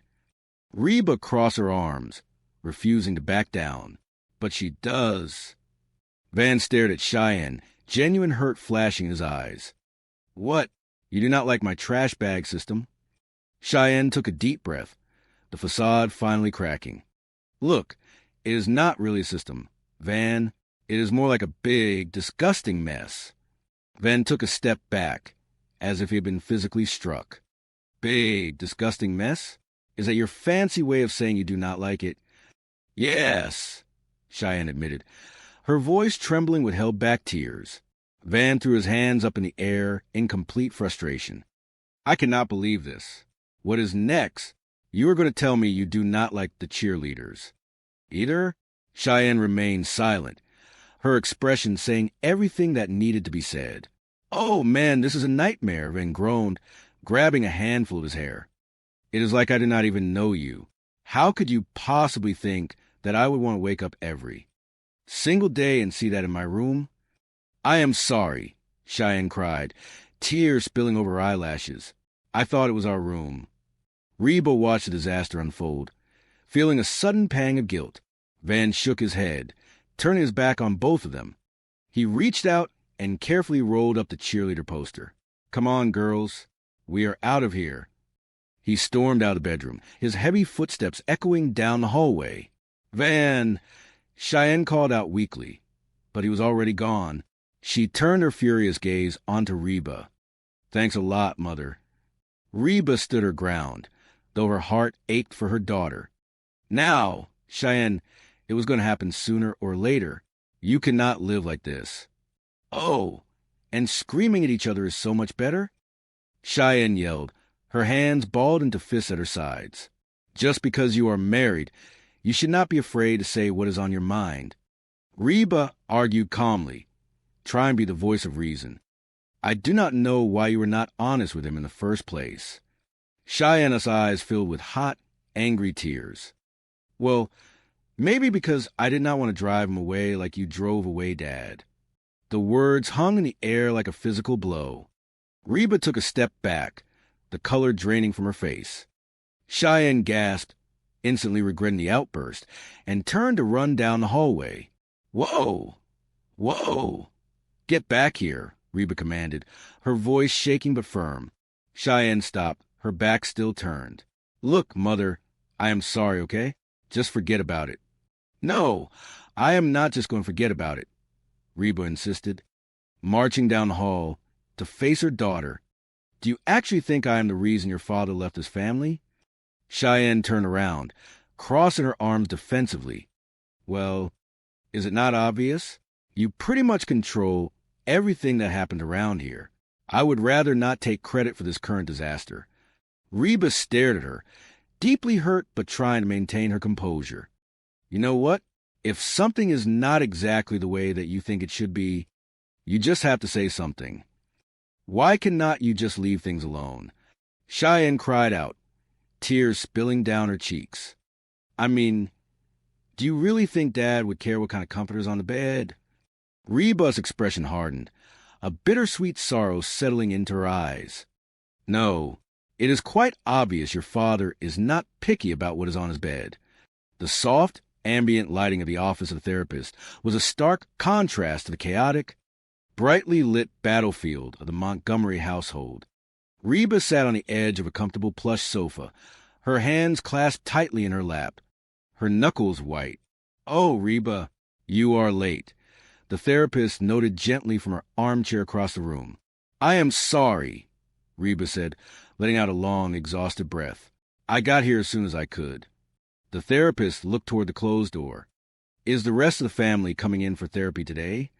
No, Reba replied firmly. I figured it is easier to fix them when they are not here getting in the way. The therapist offered a warm, knowing smile. So what is the big emergency? Reba threw her hands in the air, the floodgates finally opening. Where do I start? My 7-year-old son spent yesterday at the gynecologist. My pregnant teenage daughter blames me for absolutely everything wrong in her life, and nobody bothers to put milk on the list ever. The therapist picked up her notepad, clicking her pen softly. Why do we not start with the thing that is bothering you the most? Reba did not even hesitate. The milk. Uh-huh, the therapist murmured, jotting something down. She leaned forward, resting her elbows on her knees. You know, Reba, sometimes when life becomes chaotic, we tend to focus on controlling the smaller issues to avoid the bigger issues. Reba shifted uncomfortably on the sofa, feeling deeply seen and highly defensive. You know, this is not the first time I've been accused of this controlling thing, and frankly, I would like to put a stop to it. I see, the therapist prompted gently. Reba's voice trembled with pent-up frustration and sorrow. I mean, I was the one that stuck by her. Her father was not even going to come to her wedding, which I planned myself. And do not get me started on that exercise machine in her bedroom. No matter what I do, I get the blame. I should just let them fend for themselves for a change. She looked at the therapist, expecting her to argue, to tell her that her family needed her guidance. Instead, the therapist just watched her calmly. They would fall flat on their faces in 5 minutes, Reba added, trying to convince herself. The therapist nodded slowly. Or they would learn to take care of themselves. Fat chance, Reba scoffed, crossing her arms. Well, you never know until you give a shot, the therapist suggested mildly. Reba stared at her, but bothers to put milk on the grocery list. The therapist nodded slowly, her expression entirely neutral. Why do we not start with the thing that is bothering you the most? The milk, Reba stated firmly. Uh-huh, the therapist murmured, a small smile playing on her lips. You know, Reba, sometimes when life becomes chaotic, we tend to focus on controlling the smaller issues to avoid the bigger issues. Reba crossed her arms defensively. You know, this is not the first time I've been accused of this controlling thing. And frankly, I would like to put a stop to it. I mean, I was the one that stuck by her. He was not even going to come to her wedding, which I planned entirely by myself. And do not get me started on that exorcist machine in her bedroom. No matter what I do to help, I get the blame. I should just let them fend for themselves for a change. They would fall flat on their face in 5 minutes, Reba added, answering her own hypothetical thought. Or they would learn to take care of themselves, the therapist gently countered. Reba scoffed softly, rolling her eyes. Fat chance. Well, you never know until you give a shot, the therapist smiled warmly. Reba looked up, genuinely curious but entirely skeptical. So what do I do? Nothing, the therapist replied simply. Say again, Reba asked, leaning forward, certain she had misheard. Look, I know it is a scary concept for you, but try it. Take some time for yourself. Get a massage. Go to a movie. Take up a hobby. Just step back. Reba sighed heavily, staring at the small indoor fountain babbling in the corner of the office. Could you not just write me a prescription instead? Back at the Montgomery household, the absence of Reba's controlling hand was immediately felt. Panic was beginning to set in as the sun dipped below the horizon, casting long, dark shadows across the kitchen. So what did Mother say exactly? One of the younger children asked, looking bewildered at the empty countertops. Cheyenne stood near the refrigerator, holding a crumpled piece of paper and looking completely lost. She said, Feed your brother and sister. I am going to the movies. She has lost it, came the shocked reply from her sibling. What are we going to eat? I do not know, Cheyenne groaned, frantically opening and closing cabinet doors, finding nothing but dry pasta and ancient cans of soup. There's like nothing in here. What is going on? Van asked, walking into the kitchen. He looked hesitant, still feeling the deep sting of their earlier argument. So you are talking to me now? Cheyenne snapped, her anxiety manifesting as anger. Only because I am hungry, Van replied defensively, crossing his arms. We are in a crisis, so go away, Cheyenne ordered, waving him off. What is the crisis? Van pressed, stepping further into the room. Mother bolted. So we have to make dinner for ourselves, Cheyenne explained, her voice pitching up in panic. No way, where we go to eat? Van asked, his eyes widening in genuine horror. You eat the most. Why do you not make something? Came a sharp, demanding voice from the hallway. I can make chili, Van offered bravely, trying to step up as the man of the house. You got a can of chili? Cheyenne asked, a glimmer of hope in her eyes.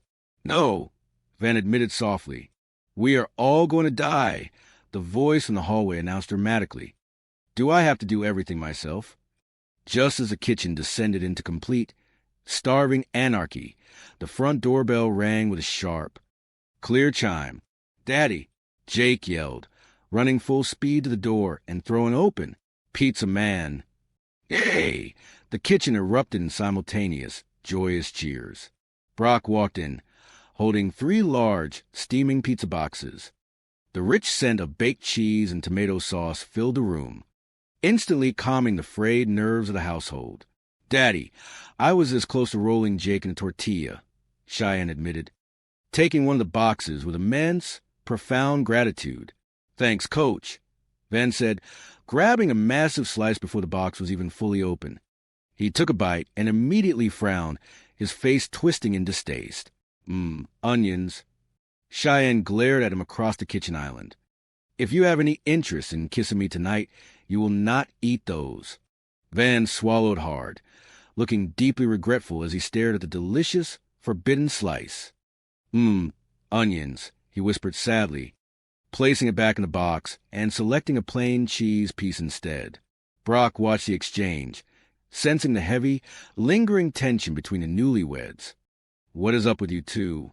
We are having our first married fight, Cheyenne admitted, slumping against the counter and looking utterly miserable.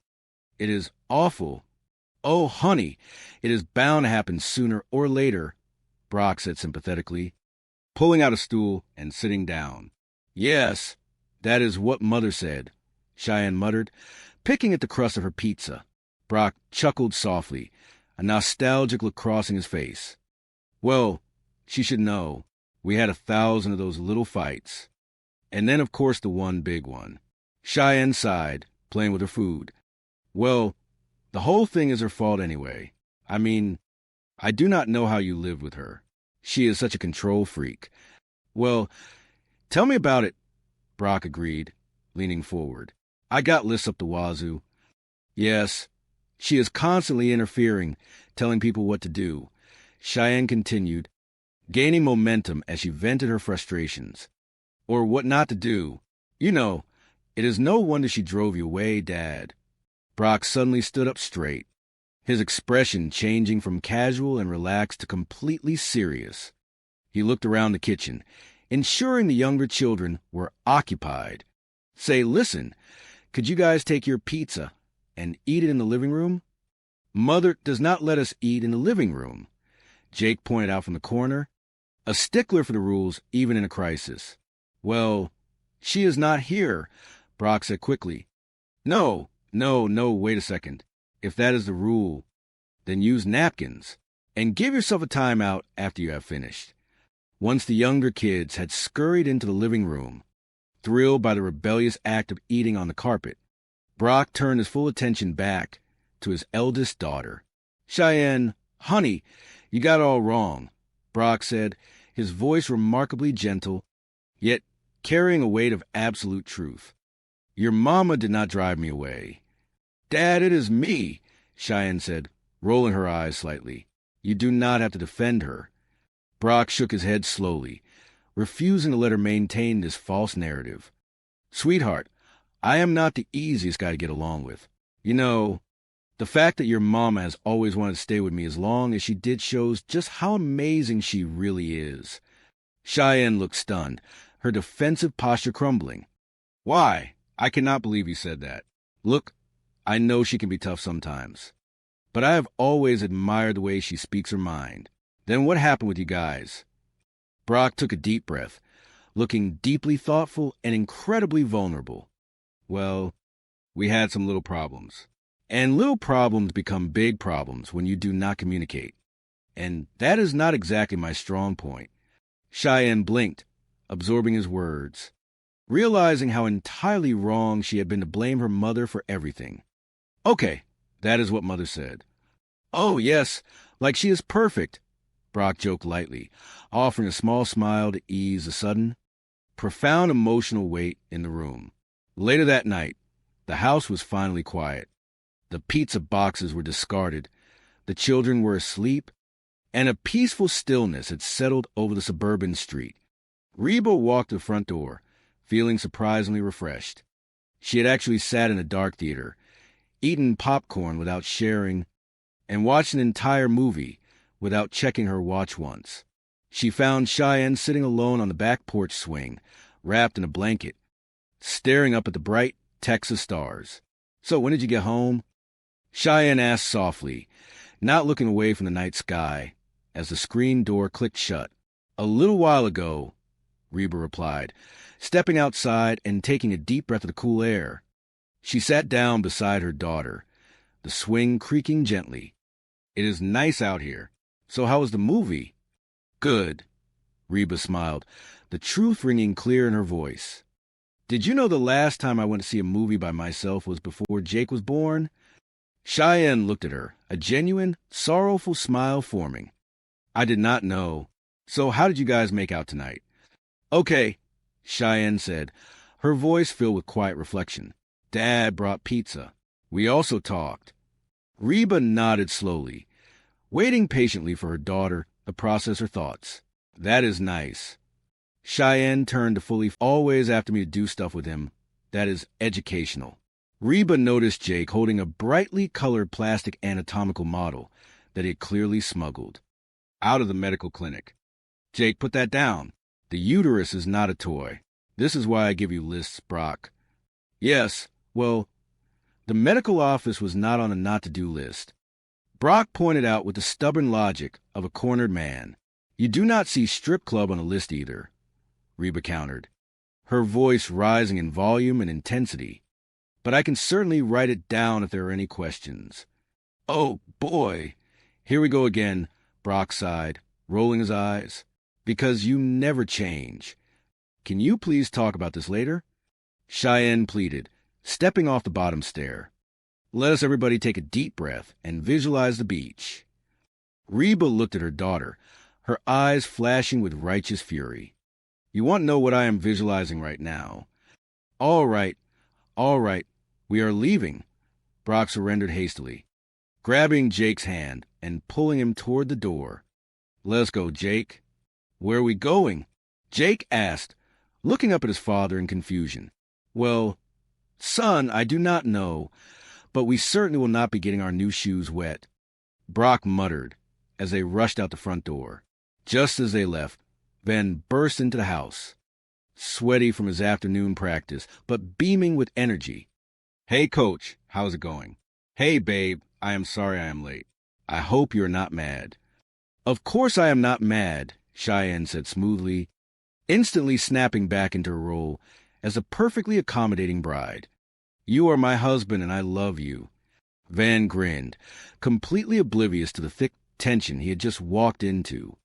I cannot decide what to wear. I have never been examined by a doctor before. He turned to Reba with a bright salute.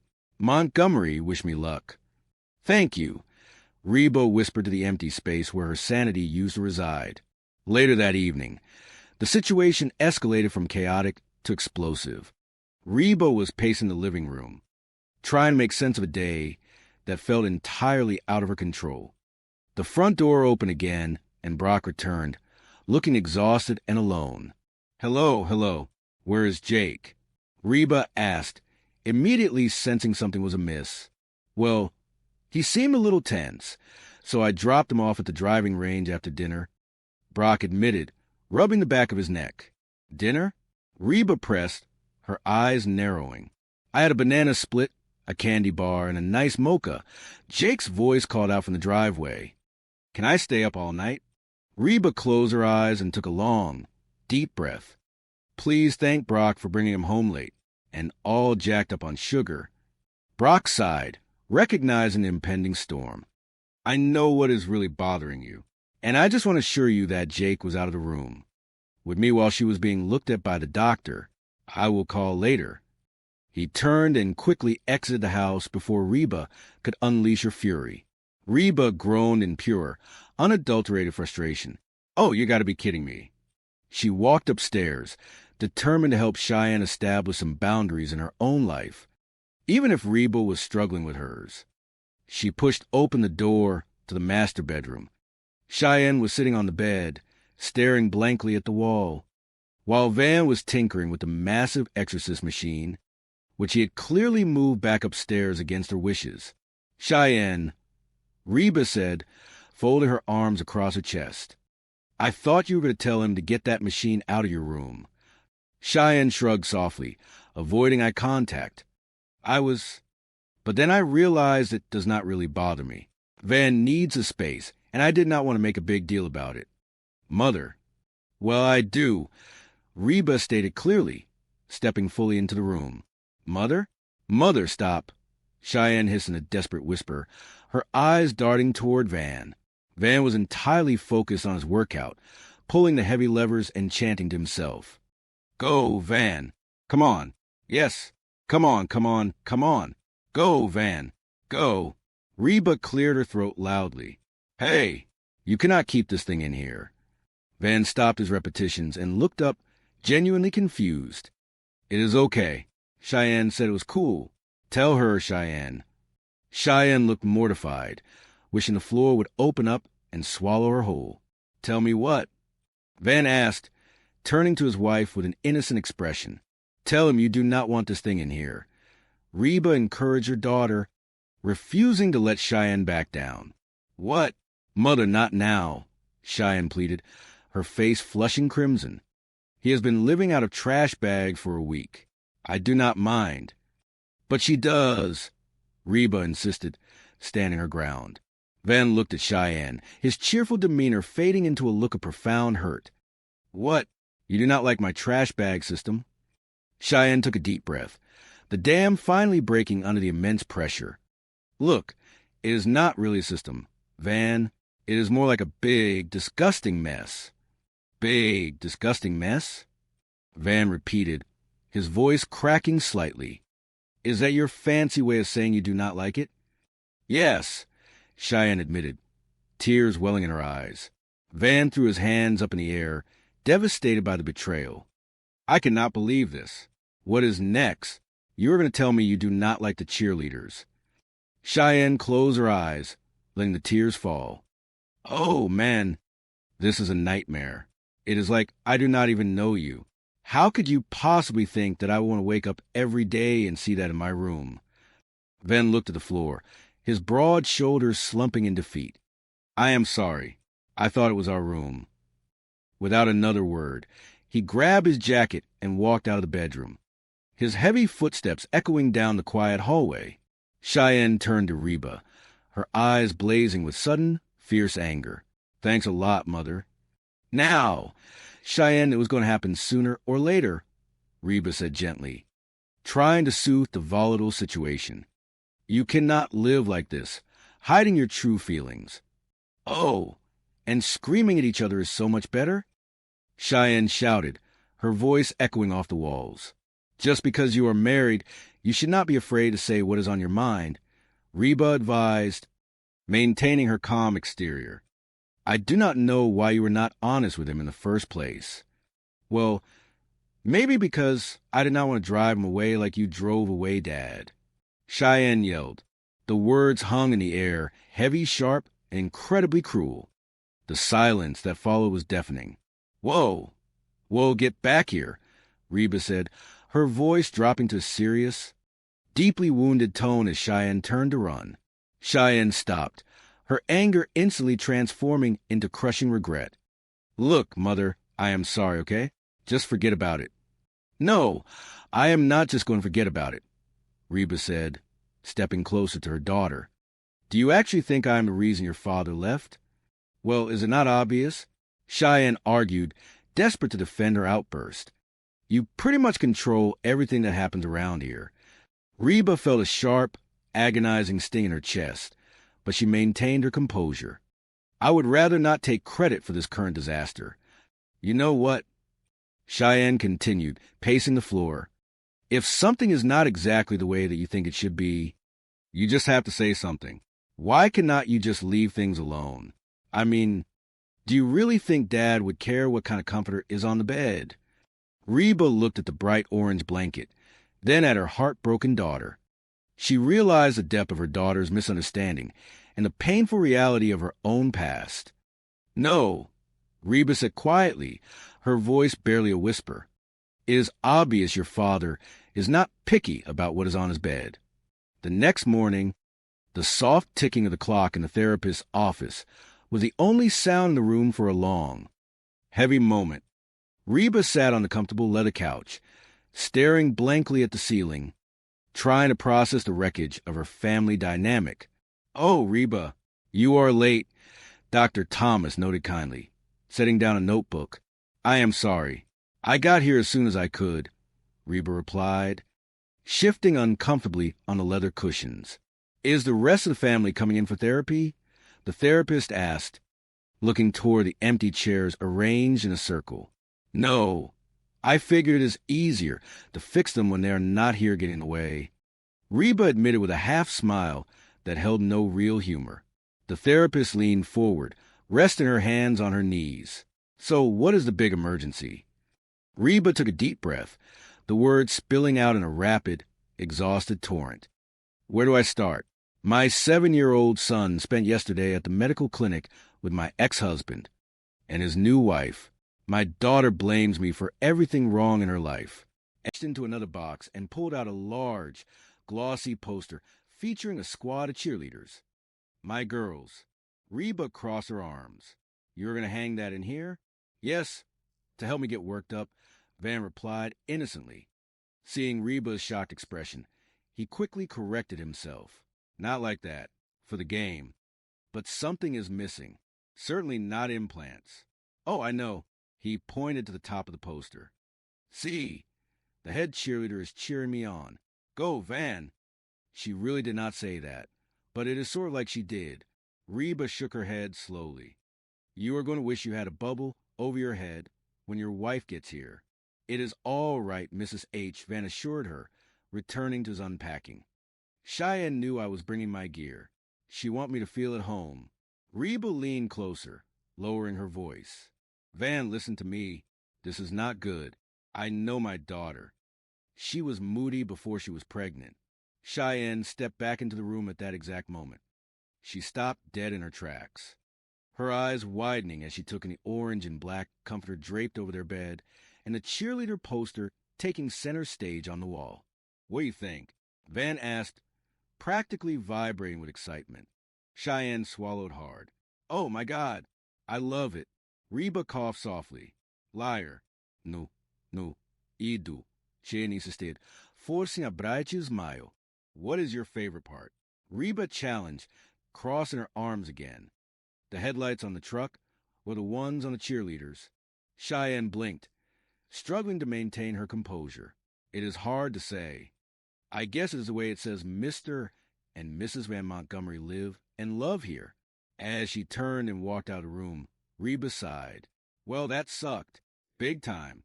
Chapter 2, The Unexpected Machine. Reba walked down the hallway, the familiar rhythm of her chaotic life echoing in her mind. Her internal monologue hummed a familiar tune of resilience. My roots are planted in the past, though my life is changing fast. Who I am is who I want to be. A single mom who works too hard, a daughter who loves her kids and never stops. With gentle hands and the heart of a fighter, I am a survivor. Hello? Reba called out as she entered the kitchen, stepping over a discarded pair of sneakers. Did it ever occur to you that I might need some help? I am not a mind reader. She opened the refrigerator and let out an exasperated sigh. Wait a minute. Who put an empty carton of milk back in the refrigerator? I do not know. Why do I bother making a schedule if nobody is going to stick to it? Walking into the living room, Reba stopped abruptly. Dominating the center of the floor was a massive, complicated-looking piece of exercise equipment. It had pulleys, pads, and metal bars sticking out in every direction. What is that? What is this contraption? She demanded to the empty room. Van jogged down the stairs, looking extremely pleased with himself. This is the Exorcist. This little puffy is great for your abs and butt. Sorry, I did not mean to talk about your butt. Reba stared at him. Why is this in my living room? Well, there is no room in the garage, Van explained logically, and I figured this way everybody can use it. Plus, it has good airflow, so the sweat smell will not knock you out. And luckily, it is downwind from the fancy eating table. Reba rubbed her temples. Do not worry, it is going away. It is totally portable, Van continued, oblivious to her mounting frustration. I can have it moved on a day of notice. Pretend I told you yesterday, Reba replied firmly. Before Van could argue, the front door opened, and Brock walked in, holding the hand of their 7-year-old son, Jake. Jake was deeply engrossed in a handheld video game, completely ignoring the world around him. Well, it is about time, Reba said, turning her attention to her ex-husband. Your son has been waiting. It upsets him when you are late. Yes, Level 3. Jake suddenly cheered, his eyes glued to the screen. Brock smiled proudly. He is a man. He hides his emotions. Brock then noticed a massive machine in the center of the room. Ooh, The Exorcist. Cool, huh? You know, maybe I will keep a pair of shorts over here, and we can work out together sometime. It is not staying, in spite of what it could do for my butt. Reba said, crossing her arms. Let us go, buddy. Okay, I made a list for you, too. Brock groaned, taking the piece of paper Reba handed him. Oh, you made a list of things I should do with my son? No, I would never do that, Reba replied sweetly. I made a list of things not to do. Like last week, you took him to the dog track. He won $75. You told me it was 50. Brock protested. Hey, those nachos were not free. Reba shot back. Come on, let's go, Jake. No golf? Brock asked, looking at the list. Reba, this list is ridiculous. The kid loves to caddy. Van, meanwhile, was testing out The Exorcist. Come on, let us go, let's go, let us go. Hey, you sound just like Coach Howe. Now tell me I am worthless, and I hit like a girl. Reba gave Van a look of utter pity. Oh, EW, if only you had read that a couple of months ago. Chapter 3, Finding a Voice. Later that afternoon, Reba found Cheyenne in her bedroom, trying to find space in a closet now overflowing with football jerseys. Should not Van be here by now? Cheyenne asked, glancing at the clock. He will be here, Reba said, leaning against the doorframe. He is a football player. He is very busy. So, how is the room you live and love in? Cheyenne avoided her mother's gaze. It is fine. It is a little more crowded with the exercise machine. Thanks to you, Reba gasped in mock offense. You let him put that in your room? My husband has a hot body, and I fully support that. Cheyenne said defensively. Oh, so how is Van's cheerleader poster growing on you? Reba asked, a knowing smile playing on her lips. Not that those gals need to do any growing. Cheyenne sighed, finally dropping the act. Mother, this is fun. No, I am curious. Which one is your favorite? Brandy with the I or Brandy with the Y? Right. They are all stupid, and two of them are not even that cute. Reba chuckled, stepping into the room. Oh, thank the Lord my little girl is back. Mother, marriage is hard, Cheyenne confessed, sitting heavily on the edge of the bed. I actually have to think about his feelings. It is so unfair. Tell me about it. Reba agreed gently. You know, it is scary when you are dating and it ends, Cheyenne explained, her voice trembling slightly. It is like, who cares? You know, you're going to college. But when your marriage breaks up, you are just a loser. She quickly looked up at her mother, her eyes wide with panic. No, I am sorry. I did not mean you. I meant for young people. Reba held up a hand, completely unbothered. Are you through? Yes, I think so, Cheyenne mumbled. Look, you're going to have to tell Van how you are feeling, Reba advised, her tone serious but supportive. Cheyenne nodded determinedly. You are right. I will tell him as soon as he gets here. Well, at least he is coming, Reba mused, remembering her own past. When I was pregnant, your father would not get within 50 feet of a gynecologist's office. Suddenly, Brock walked into the house, looking a little flustered. Mother, Jake, yelled from the living room. Guess what I just saw? I got a picture of it. Reba walked out of the bedroom and froze. Oh, the baby. Why is he here? Why are you here? Brock shifted uncomfortably. Oh, Dr. Schmidt and I are doing this trade thing. He is taking care of the baby, and I am giving his wife a root canal. I am coming out way ahead on the deal. Hey, Reba. Dr. Schmidt is terrific. Reba glared at him. What is wrong with you? This is supposed to be father and son time, not father, son, mistress, and gynecologist time. Oh, come on, Brock defended himself. The kid had a blast. Besides, you're always after me to do stuff with him that is educational. Reba noticed Jake holding a plastic anatomical model. Jake, put that down. The uterus is not a toy. This is why I give you lists. Yes, well, the gynecologist's office was not on the not-to-do list, Brock pointed out. You do not see strip club on the list either, Reba countered, her voice rising. But I can write it down if there are any questions. Oh, boy, here we go again, Brock sighed. Because you never change. Can you please talk about this later? Cheyenne pleaded, stepping out of the bedroom. Let's everybody take a deep breath and visualize the beach. Reba looked at her daughter. You want to know what I am visualizing? All right. We are leaving, Brock surrendered, grabbing Jake's hand. Let's go, Jake. Where are we going? Jake asked. Looky, her nose wrinkling at the sheer vibrancy of the fabric.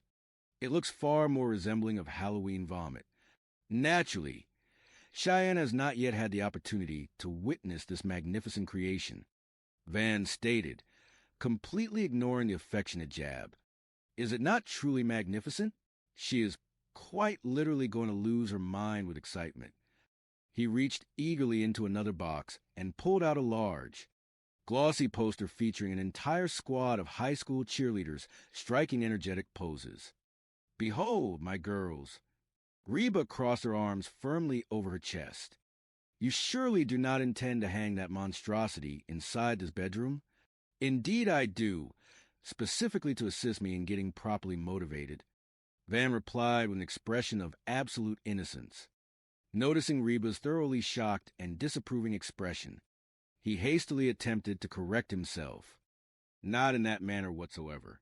I meant specifically for the upcoming football game. Yet, something feels distinctly missing from the composition. Assuredly not surgical enhancements. Huh? I know precisely what it is. He pointed directly toward the top of the poster. Observe how the head cheerleader is directly encouraging my athletic endeavors. Go. Van, while she did not utter those precise words in reality, it is profoundly similar to the experience of hearing her say them aloud. Reba shook her head slowly, a deep sigh escaping her lips. You are quite soon going to wish you possess a protective glass bubble encircling your head the very moment your wife enters this room. There is truly no cause for alarm, Mrs. Hart, Van assured her cheerfully, turning right back to his unpacking. Cheyenne was well aware that I was bringing all of my essential gear she distinctly desires for me, to feel entirely at home. Reba leaned a fraction closer, lowering her voice to a confidential and serious register. Van, you must listen to me very carefully. This is a catastrophic error. I am intimately familiar with my own daughter. She was exceptionally moody long before she was ever in her current delicate condition. Cheyenne stepped back into the doorway at that exact microsecond, coming to a sudden and complete halt. Her eyes widened to an astonishing degree as she slowly absorbed the terrifying reality of the neon orange and pitch-black comforter draped over their bed, alongside the towering cheerleader poster taking absolute center stage upon the freshly painted drywall. What are your honest thoughts? Van asked, his entire posture practically vibrating with uncontained excitement. Cheyenne swallowed hard, her throat feeling entirely dry. Oh, my sweet heavens. I adore it. Reba offered a very soft, utterly unconvinced cough. Unmitigated liar. No, I am being entirely truthful, Cheyenne insisted, forcing an exceptionally bright and brittle smile. What would you declare is your absolute favorite component? Reba challenged, crossing her arms once more and narrowing her eyes. The brilliant headlights upon the truck, or perhaps the ones belonging to the cheerleaders? Cheyenne blinked rapidly, struggling heroically to maintain her fragile composure. It is genuinely challenging to articulate. I suppose it is simply the heartwarming manner in which it communicates that Mr. and Mrs. Van Montgomery live and love together within this space. As she abruptly turned on her heel and walked out of the hallway, Reba let out a long and world-weary sigh. Well, that was profoundly painful, to an extraordinary degree. Chapter 2, The Complex Machinery of Daily Life. Reba walked down the familiar hallway of her home, the comforting rhythm of her wonderfully chaotic life echoing gently within her mind. Her internal monologue hummed its reliable tune of quiet resilience. My roots are deeply planted within the past, even though my life is changing with astonishing swiftness. Who I am today is precisely who I choose to become. A dedicated single mother who labors far too intensely. A devoted daughter who cherishes her children and never ceases her endless work. With gentle hands and the unyielding heart of a fierce fighter, I am an absolute survivor. Hello. Reba called out loudly as she stepped into the kitchen, carefully navigating around a discarded pair of athletic footwear. Does it ever cross anyone's mind that I might occasionally require some minor assistance? I happen to possess ordinary human capabilities, not the powers of a mind reader. She opened the refrigerator door and let out a thoroughly exasperated sigh. Wait a single moment. Who on earth placed a completely empty carton of milk right back onto the refrigerator shelf? I honestly haven't the faintest clue. Why on earth do I bother meticulously constructing a detailed family schedule if absolutely nobody intends to adhere to it? Walking purposefully into the living room, Reba came to an abrupt halt. Dominating the absolute center of the floor space was a massive, terrifyingly complicated piece of heavy exercise equipment. It featured an intricate system of steel pulleys, worn leather pads, and cold metal bars sticking out aggressively in every conceivable direction. What on earth is that object? What is the precise purpose of this bizarre contraption? She demanded of the empty room, then jogged lightly down the stairs, looking extraordinarily pleased with his own domestic contributions. This magnificent creation is known as the Exorcist. This wonderful little padded apparatus is exceptionally beneficial for sculpting both your abdominal muscles and your rear end. My sincerest apologies. I truly did not intend to initiate a conversation concerning your posterior. Reba stared at him with an expression of utter disbelief. Will you kindly explain why this gigantic metallic beast is currently residing in the middle of my living room? Well, to be entirely logical, there is simply zero available space remaining within the cramped garage. Van explained with absolute earnestness. And I brilliantly deduced that positioning it here allows absolutely everyone equal accessibility. Furthermore, the ventilation in this area is remarkably superior, ensuring that the accumulated sweat odors will not completely overwhelm anyone. And fortunately, it is situated comfortably downwind from our formal dining table. Reba rubbed her throbbing temples with 2 fingers. You need not concern yourself with its removal, because it is departing from this house immediately. It is wonderfully portable in every sense. Van continued, remaining entirely oblivious to her rapidly mounting frustration. I can readily arrange for its relocation upon a single day of advance notice. Kindly pretend for a moment that I issued those exact instructions yesterday. Reba replied with absolute firmness. Before Van could formulate a logical counterargument, the front door swung open, and Brock walked inside, firmly holding the hand of their 7-year-old son, Jake. The young boy was deeply engrossed in a handheld electronic video game, completely ignoring the entire universe surrounding him. Well, it is certainly about time, Reba said, instantly shifting her intense attention toward her former husband. Your young son has been waiting patiently. It causes him genuine emotional distress when you fail to arrive punctually. Hooray, I have successfully advanced to level 3. Jake suddenly cheered aloud, his eyes remaining permanently glued to the small screen. Brock smiled with immense paternal pride. Observe the boy. He is a genuine man. He masterfully conceals all of his complex emotions. Brock then noticed the colossal exercise machine dominating the room. Goodness gracious. Behold the Exorcist. That is remarkably cool, isn't it? You know, I might just keep an extra pair of athletic shorts stashed right over here. And perhaps we can engage in a collaborative workout routine sometime soon.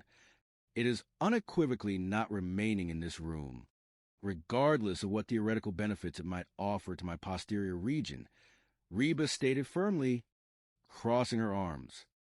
Come along, buddy, let's be moving. Very well. I have meticulously prepared a detailed list of instructions for the 2 of you. Brock groaned audibly, reluctantly accepting the small slip of paper Reba pressed into his palm. Oh, Wonderful. Did you thoughtfully draft an itemized list of activities I am permitted to experience alongside my own son? Certainly not. I would never dream of committing such an intrusion. Reba replied with sickening sweetness. Instead, I drafted a comprehensive list of actions strictly forbidden from execution. For instance, precisely 1 week ago, you escorted him to the local dog racing track, where he managed to accumulate $75 in winnings. You explicitly informed me the total was restricted to 50. Brock protested indignantly. Listen to me. Those stadium nachos were undeniably not provided free of charge. Reba shot back instantly. Let us make haste, Jake. Are we entirely prohibited from playing golf? Brock inquired, scanning the handwritten text with obvious dismay. Reba, this document is utterly ridiculous. The young man genuinely loves serving as a caddy. Van, meanwhile, was enthusiastically testing out the resistance levers of the exorcist machine. Come along, let us move, let us move, let us move. Goodness. Listening to you talk reminds me precisely of Coach Howe. Now, someone please inform me that I am utterly worthless, and that I throw punches in the manner of a delicate young lady. Reba cast a single glance of profound pity toward the young athlete. Oh, how tragic. If only someone had managed to provide you with that exact piece of wisdom a few months ago. Chapter 3. Finding the courage to speak later that peaceful afternoon, Reba discovered Cheyenne inside her bedroom, frantically attempting to carve out a modicum of storage space within a closet now completely overflowing with collegiate football jerseys. Should Van not have arrived by this juncture? Cheyenne inquired anxiously, glancing up at the wall clock.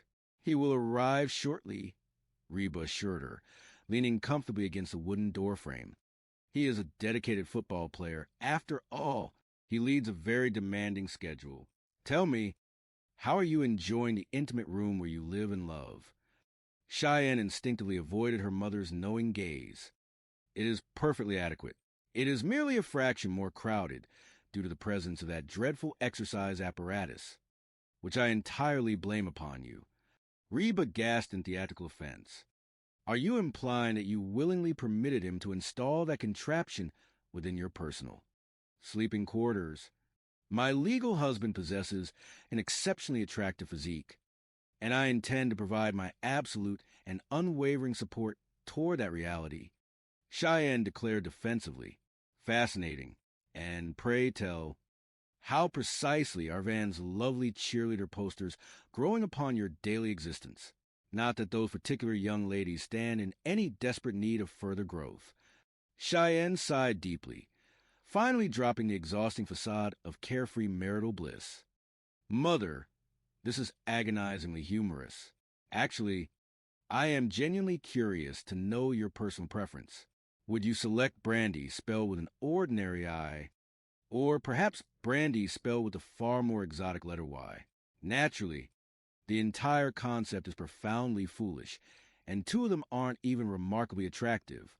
Reba chuckled softly, stepping fully into the cozy bedroom. Oh, thank the heavens above. My actual little girl has finally returned to me. Mother, the institution of marriage is remarkably difficult, Cheyenne confessed, sitting down heavily upon the edge of the mattress. I am suddenly forced to constantly take his delicate feelings into active consideration. It is glaringly unfair. You are preaching entirely to the choir, Reba agreed with gentle empathy. You understand how terrifying it feels when you are merely casually dating someone and the relationship eventually terminates. Cheyenne explained, her voice trembling with subtle emotion. At that stage, who truly cares? You are merely preparing to embark upon higher education. However, when a formal marriage dissolves, you're suddenly transformed into an absolute failure. She immediately looked up at her mother, her eyes wide with sheer panic. Oh, goodness. I am terribly sorry. I truly did not mean to direct that statement toward you. I was referring strictly to modern young people. Reba held up a single calming hand, remaining entirely unbothered by the accidental slight. Have you finally concluded your frantic speech? Yes, I believe I have, Cheyenne mumbled. staring down at her lap. Listen to me carefully. You are ultimately going to be forced to articulate your authentic feelings directly to Van. Reba advised, her tone shifting from playful to deeply serious. Cheyenne nodded with sudden, fierce determination. You are completely correct. I shall inform him the very second he walks through that front door. Well, at least one of you possesses a husband who arrives punctually, Reba mused, her thoughts drifting back through the corridors of time. When I was expecting children, your father refused a venture within 50 feet of a professional medical clinic. Suddenly, the front door opened, and Brock strode into the house looking somewhat flustered, trailed closely by a very cheerful Jake. Mother, young Jake shouted from the living room. You will never guess what I just witnessed with my own eyes. I even managed to secure a photographic record. Reba stepped out of the bedroom and came to an absolute standstill. Good heavens above! Why on earth is he present within this home? Furthermore, why are you currently standing in my hallway? Brock shifted his weight uncomfortably from one foot to the other. Well, Dr. Schmidt and I mutually agreed upon a rather brilliant professional trade. He is graciously providing medical care for the baby, while I perform a specialized root canal procedure upon his lovely wife. Honestly, I am coming out remarkably ahead on this financial transaction. Hello, Reba. Dr. Schmidt is a truly magnificent individual. Reba glared at him with pure venom. What on earth has fundamentally malfunctioned within your cognitive faculties? This designated time frame was intended exclusively for quality father and son bonding, not an elaborate multi-party arrangement involving your current mistress and a professional gynecologist. Oh, come now. Do not be so dramatic. Brock defended himself smoothly. The young boy had an absolute blast. Besides, you are perpetually lecturing me about introducing more educational experiences into his daily routine. Reba noticed Jake proudly holding up a detailed plastic anatomical model. Jake, sweetheart, put that educational item down immediately. The female uterus is not an appropriate plaything. This precise sort of chaos is the exact reason I insist upon providing you with itemized lists. Yes, well, the professional office of a gynecologist was notably absent from your master list of forbidden locations. Brock pointed out with smug satisfaction. You will observe that strip clubs are similarly unmentioned upon that particular document. Reba countered, her voice rising in pitch. Though I am more than capable of incorporating them if you find yourself requiring additional clarification. Oh, goodness gracious. Here we inevitably go again. Brock sighed heavily. The primary issue is that you are entirely incapable of altering your controlling nature. Would the two of you mind terribly discussing your marital grievances at a later juncture? Cheyenne pleaded, stepping cautiously out of the bedroom. Let us all collectively take a deep, cleansing breath and visualize ourselves relaxing upon a tranquil, tropical beach. Reba turned her intense gaze toward her eldest daughter. Would you care to be informed regarding the specific imagery passing through my mind at this exact moment? Very well, very well. We are officially departing. Brock surrendered, quickly grabbing Jake by the hand. Let us make haste, son. Where precisely are we journeying toward? Jake asked, gazing up inquiringly at his father. Well, my boy, I haven't the faintest idea. But I can assure you with absolute certainty that we shall not permit our brand new footwear to become damp. Brock muttered as they hurried out the front door. Scarcely had they vanished when Van burst into the house, drenched in perspiration but beaming with unearned confidence. Greetings, Coach. How are matters proceeding? Hello, my darling wife. Please accept my apologies for my minor tardiness. I sincerely hope you aren't harboring any anger. Of course I'm entirely free of anger, Cheyenne said smoothly, her voice lacking any emotional resonance. You are my legally wedded husband, and I love you deeply. Van grinned widely, completely oblivious to the palpable tension radiating through the room. I experienced the most dreadful difficulty determining appropriate attire. Naturally, I have never previously undergone a formal medical examination performed by a gynecologist. He turned directly toward Reba. Montgomery, kindly wish me optimal fortune. May heaven grant you mercy. Reba whispered softly to the empty space where her inner peace used to reside. Chapter 4. The breaking point of domestic harmony later that peaceful evening. Reba paced the length of the living room floor, desperately attempting to impose some semblance of logical order upon the absolute whirlwind that constituted her daily existence.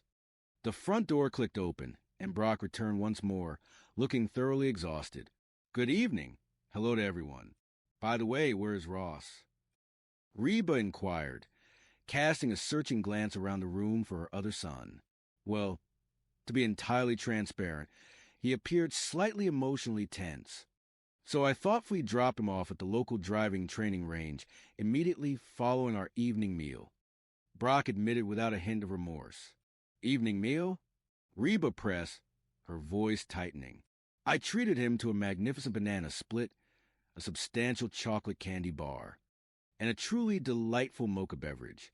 Might he be permitted to remain awake throughout the entire night? Please express your gratitude toward Brock for escorting him home significantly past his normal bedtime and completely overstimulated by refined sugars. I might add, Brock sighed deeply, massaging his aching forehead with his fingertips. I am acutely aware regarding the true origin of your current distress. Furthermore, I wish to formally assure you that young Jake remained entirely outside the medical examination room while the physician was conducting his professional evaluation of my current wife. I shall telephone you at a later hour.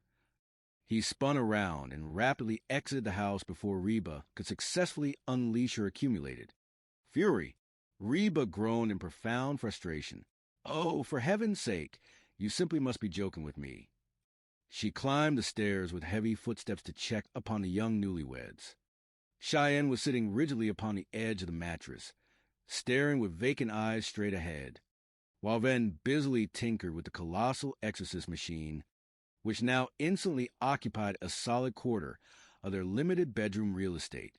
Cheyenne, Reba stated, folding her arms tightly, I was under the distinct impression that you intended to instruct him to remove that monstrous apparatus from your sleeping quarters. Cheyenne offered a soft, pathetic shrug of her shoulders.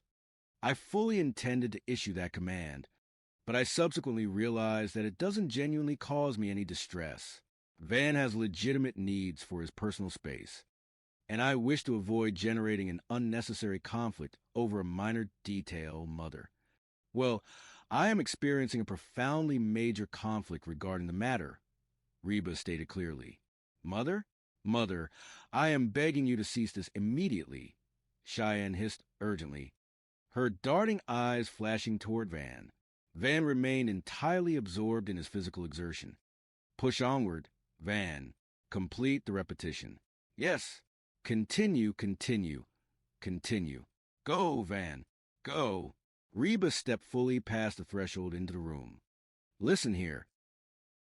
Mr. Van Montgomery, you cannot possibly maintain this massive piece of machinery within this confined area.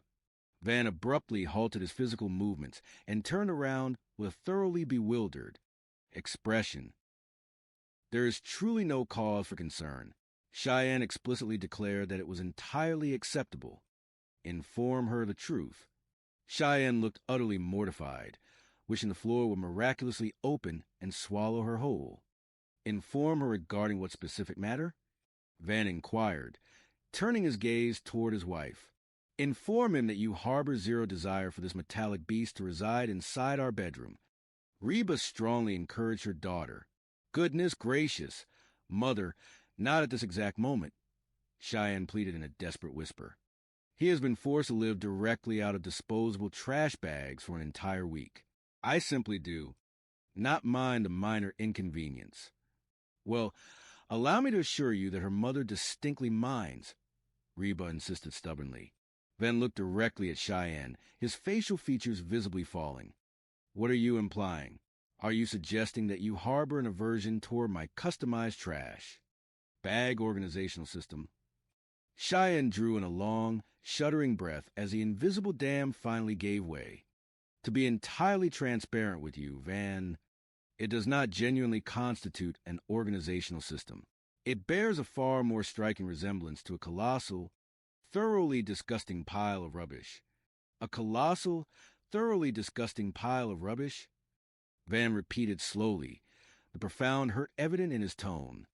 Is that your elaborate, highly sophisticated manner of communicating that you despise my belongings? Yes, that is precisely my meaning, Cheyenne admitted, her voice trembling. Van flung his arms dramatically upward into the air. I simply cannot fathom this reality. What precisely shall constitute your next complaint? Shall you presently inform me that you harbor negative sentiments toward my beloved cheerleading posters? Cheyenne closed her eyes tightly. Oh, sweet mercy, this is an absolute nightmare. It feels as though I am completely unacquainted with the man you have become. How on earth could you possibly entertain the delusion that I would desire to awaken every single morning and gaze upon that particular imagery within my personal sleeping sanctuary? Van cast his gaze downward toward the carpet, his broad shoulders slumping heavily. I sincerely apologize. I foolishly believed that this was genuinely our shared room. Without uttering a single additional word, he turned and marched resolutely out of the bedroom, his heavy footsteps echoing mournfully down the long hallway. Cheyenne whirled around to face her mother, her eyes blazing with sudden, unrestrained fury. I hope you derive immense satisfaction from this outcome, Mother. Now see here, Cheyenne, this inevitable confrontation was bound to materialize eventually, Reba said gently, attempting to soothe the volatile situation. It is entirely impossible for you to sustain this level of artificial pretense. Oh, marvelous! And shrieking at the top of our lungs at one another is demonstrably superior? Merely because you have entered into the legal institution of marriage does not grant you permission to abandon your fundamental right to articulate what is actively resting upon your mind. Reba advised firmly. I remain thoroughly baffled as to why you fail to maintain complete honesty with him from the very inception. Well, perhaps the underlying reason is simply that I wish to avoid driving away in the exact manner that you ultimately drove away Father. Cheyenne screamed at the top of her lungs. The terrible words hung in the suffocating air, remarkably heavy, sharp, and cruel. Hold on just a single moment. March right back into this space, Reba commanded, her voice dropping instantly to a serious, deeply wounded register. Cheyenne instantly looked profoundly regretful, shrinking backward. Look, Mother, I am deeply sorry for that outburst. All right, simply disregard the entire statement. No, I shall remarkably not simply disregard it, Reba stated, stepping significantly closer to her daughter. Do you genuinely harbor the delusion that my actions constituted the primary catalyst for your father's departure? Well, isn't reality glaringly obvious to everyone? Cheyenne argued, hot tears spilling freely over her eyelashes. You perpetually insist upon maintaining absolute autocratic control over every single event transpiring within this household. However, I prefer not to claim personal responsibility for the specific catastrophe. Reba felt a sharp, burning sting piercing directly through her chest. Yet she masterfully maintained her external composure. Listen to me very carefully. If a circumstance fails to align precisely with your preconceived vision, you are morally obligated to utilize your voice. Why is it utterly impossible for you to simply permit things to exist without your constant interference? Tell me honestly, do you truly imagine that your father would care in the slightest regarding the specific aesthetic pattern of the comforter resting upon our bed? No, of course not, Reba whispered quietly to herself, finally comprehending the immense depth of her daughter's profound misunderstanding. It is painfully transparent that your father was never particularly selective regarding the various items occupying his bed. Chapter 5.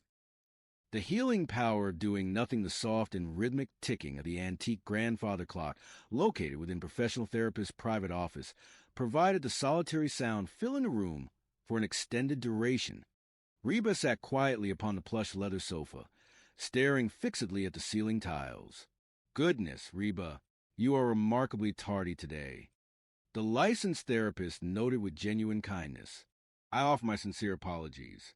I arrived at your door the absolute moment it became physically possible. Reba replied, shifting her posture slightly upon the cushions. Is the remainder of the family accompanying you for therapeutic intervention today? The therapist inquired, casting a questioning glance toward the vacant armchairs situated opposite the couch. Decidedly not. I logically deduced that it is infinitely simpler to attempt fixing them when they are entirely absent and incapable of actively obstructing the process. Reba admitted with a half-hearted smile. The therapist leaned forward attentively, resting his elbows upon his knees. Very well. What constitutes the monumental emergency prompting your visit? Reba drew in a long, ragged breath. Where on earth shall I even begin? My young son spent the entirety of yesterday afternoon visiting a professional gynecologist. My pregnant daughter currently holds me entirely accountable for every single negative occurrence within her life. Furthermore, not a single soul within my residence possesses the basic courtesy to incorporate milk onto the physical grocery list. The therapist nodded slowly, a sympathetic expression crossing his features. Why don't we deliberately commence with the precise grievance weighing most heavily upon your spirit? We shall discuss the missing milk. Indeed, Reba murmured, though she herself found the suggestion slightly absurd. You understand, Reba, that whenever our external environment descends into overwhelming chaos, human beings frequently gravitate toward attempting excessive control over minor, manageable issues precisely to avoid confronting the far more terrifying major issues. The therapist explained softly. Reba gazed down at her tightly clasped hands. You know, this is remarkably not the inaugural occasion wherein I have been formally accused of this troublesome controlling tendency. Quite frankly, I would desperately prefer to eradicate it entirely. Naturally, I understand the underlying mechanics. I was a dedicated individual who stood firmly by her side through every trial. Her husband was originally unwilling to even attend her formal wedding ceremony, an elaborate event which I personally planned entirely by myself. And do not even initiate a conversation regarding the hideous exorcist apparatus currently dominating her sleeping quarters. Regardless of any positive action I initiate, I inevitably receive the absolute blame. Perhaps I should simply abandon them to navigate their own fates for a change. They would undoubtedly stumble and fall directly upon their faces within a span of 5 minutes. Reba continued, rapidly answering her own hypothetical proposition. Or, alternatively, they might eventually acquire the essential life skills required to properly care for themselves. The therapist gently countered. Reba scoffed softly under her breath. That is an exceptionally generous gamble. Well, you can never possess absolute certainty until you finally summon the courage to attempt it. The therapist smiled warmly. Reba looked upward, experiencing a sudden spark of genuine curiosity. In that case, what specific actions must I execute? Absolutely nothing, the therapist replied with profound simplicity. Would you mind repeating that statement? Reba asked, entirely convinced her auditory senses had deceived her. Listen to me. I realize that it represents a genuinely terrifying psychological concept, but I urge you to attempt it. You are currently exhausting your emotional reserves. Take a designated period of time exclusively for your own personal wellness. Indulge in a professional massage. Purchase a ticket to a theatrical motion picture, or cultivate an entirely new recreational hobby. Reba sighed heavily, her shoulders sagging. Might you simply write me a formal pharmaceutical prescription instead? Chapter 6. The night of culinary despair back within the boundaries of the Montgomery household. A genuine sense of panic was rapidly taking root among the younger residents. Will someone please inform me precisely what Mother communicated before her departure? One of the younger children asked. Looking thoroughly bewildered in the center of the kitchen, Cheyenne stood near the refrigerator, staring into the brightly illuminated yet utterly barren interior with a vacant expression. She explicitly stated, "Feed your younger brother and sister, because I am officially departing to view a motion picture." She has completely lost her collective mind, came the thoroughly shocked consensus from the hallway. What on earth are we expected to consume for nourishment? I haven't the faintest idea, Cheyenne groaned aloud, frantically opening and slamming shut various cabinet doors. There is literally not a single edible item residing within this kitchen. What on earth is transpiring here? Van inquired, walking cautiously into the kitchen space. He appeared distinctly hesitant, still acutely feeling the lingering emotional sting of their earlier bitter argument. Oh, marvelous! I see you have suddenly decided to honor me with your speech once more. Cheyenne snapped defensively. I am merely inquiring because my physical stomach is entirely empty. Van replied in his own defense. We are currently facing an unprecedented domestic crisis. Therefore, I must insist that you remove yourself from my immediate presence. Cheyenne ordered sharply. Precisely what constitutes this supposed crisis? Van pressed, crossing his arms. Mother has completely abandoned us, which mathematically forces us to manufacture our own evening sustenance, Cheyenne explained, gesturing wildly toward the utterly empty countertops. That is complete lunacy. What on earth shall we manage to ingest? Van asked, his eyes widening in alarm. Considering the volume of food you perpetually consume, why don't you graciously volunteer to construct something? A sharp voice echoed from the dark hallway.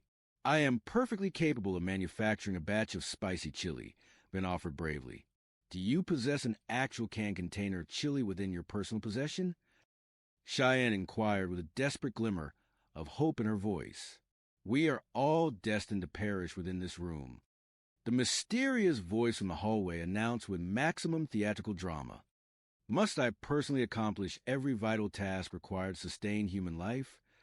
Scarcely had the kitchen descended into absolute civil anarchy when a loud and authoritative front doorbell rang through the house.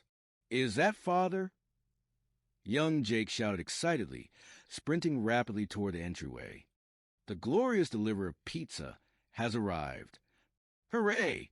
The entire kitchen erupted simultaneously in a chorus of genuine celebration. Brock stepped gracefully through the threshold, firmly balancing 3 large, delightfully steaming rectangular cardboard boxes. Good gracious, Daddy! I was lingering mere inches away from attempting to roll Jake inside a flour tortilla and consuming him for nourishment. Cheyenne admitted with profound gratitude, immediately relieving him of 1 heavy box. My sincere compliments, Coach, Van declared enthusiastically, eagerly seizing another box and extracting a triangular slice. He immediately took a substantial bite, his facial expression instantly turning sour. Goodness me, this slice contains onions. Cheyenne glared at him with icy hostility. If you retain even a microscopic desire to experience the sensation of kissing me later this evening, I strongly advise you to instantly abandon those onions. Van swallowed hard, looking genuinely mournful as he contemplated the culinary sacrifice. Alas, terrible onions. Brock observed the rapid exchange, accurately perceiving the heavy, unresolved tension lingering between the newlyweds. What on earth is actively occurring between the two of you? We are currently enduring our very first official marriage dispute, Cheyenne confessed, slumping against the counter with a miserable expression. It is profoundly awful. Oh, my sweet child, that unfortunate milestone was bound to materialize sooner or later, Brock said with a deeply sympathetic smile. Indeed, those were remarkably the exact words expressed by Mother, Cheyenne muttered, staring down at her shoes. Brock chuckled softly under his breath.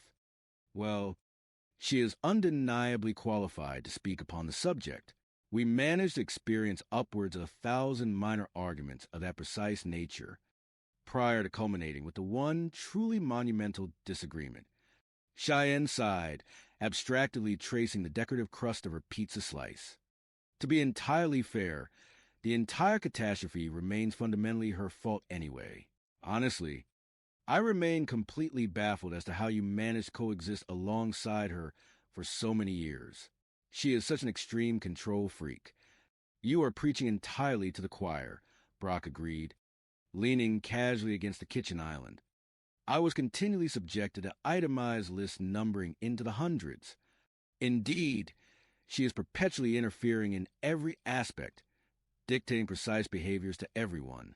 Cheyenne continued, rapidly gaining emotional momentum, or relentlessly establishing what actions are forbidden. Honestly, it requires zero imagination to understand why she ultimately drove you away. Father. Brock instantly straightened his posture, his casual demeanor transforming in a fraction of a second into absolute, unyielding seriousness. Listen to me very carefully. Could the two of you please gather your respective pizza boxes and relocate your dining activities into formal living room? Mother maintains a strict rule prohibiting consumption of food items within the living room space. Jake pointed out logically, holding a slice of pepperoni half suspended halfway toward his open mouth. Well, your mother is demonstrably absent from the premises, Brock stated quickly. No, wait a single moment. Reconsider my previous instruction. If that happens to be the established rule, you shall utilize appropriate napkins at all times. Furthermore, you shall immediately sentence yourself to a formal timeout period the exact moment you finish eating. The moment the younger children had scurried hastily out of sight, Brock redirected his undivided, serious attention back to his eldest daughter. Cheyenne, my sweet honey, you are harboring an entirely incorrect perception, Brock stated, his voice exceptionally gentle yet thoroughly firm.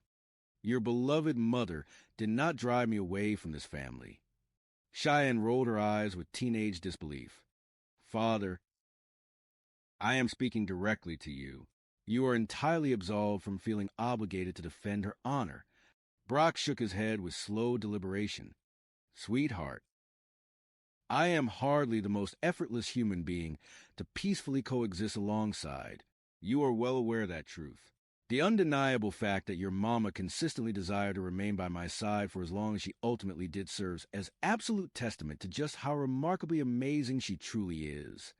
Cheyenne stared at him in genuine shock. Good heavens! I am utterly astonished that you just uttered those words aloud.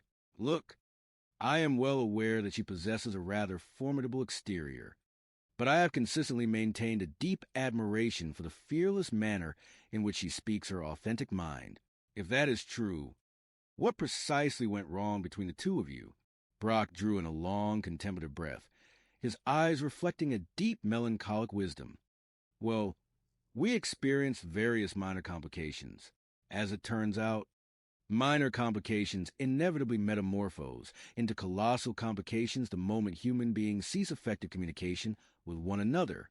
And frankly speaking, effective communication has never historically ranked among my strongest personal attributes. Cheyenne blinked rapidly, deeply absorbing the profound emotional weight of his admission. Very well, that sounds remarkably similar to the declaration Mother made earlier. Oh, absolutely, because she fancies herself utterly flawless, Brock joked lightly, attempting to successfully dissipate the sudden heavy emotional atmosphere permeating the room. Chapter 7. The sweet restoration of peace later that tranquil night. The entire house was wrapped in a comforting silence. Reba quietly walked to the front door, experiencing a sensation of unexpected and profound refreshment. She discovered Cheyenne sitting completely alone upon the wooden back porch swing, gazing upward at the brilliant canopy of stars overhead. Tell me, what time did you manage to return home? Cheyenne inquired softly, keeping her eyes fixed firmly upon the magnificent night sky. Scarcely a short while ago, Reba replied, stepping gently outside and drawing a deep lungful of the crisp, cool evening air. The atmosphere out here is genuinely delightful. How did you enjoy your theatrical excursion? It was exceptionally pleasant, Reba lied with effortless smoothness, lowering herself into the empty wicker chair position directly beside her daughter. Did you possess any awareness that the chronological last occasion I ventured out to view a motion picture occurred prior to the birth of young Jake? Cheyenne turned her head to look at her mother, a genuine, beautiful smile slowly blooming across her features. I honestly had no idea. How did the remainder of your evening transpire? It proceeded adequately. Your father thoughtfully delivered a selection of pizzas, Cheyenne stated, her voice carrying a tone of deep, quiet reflection. Furthermore, we engaged in a meaningful conversation. Reba nodded encouragingly, maintaining her patient silence. That is truly wonderful to hear. Cheyenne turned her entire body to directly face her mother. Her eyes shone brightly with the light of unshed tears. Mother, your courageous absence compelled me to realize that I was fundamentally incorrect regarding a multitude of subjects. I wish to offer my profoundest apologies concerning those truly horrific accusations I hurled at your direction. You possess every conceivable moral right to strike me down instantly, if you so desire.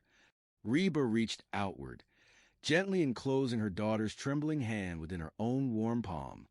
Goodness gracious, there is undeniably genuine merit resting within this radical strategy of doing absolutely nothing.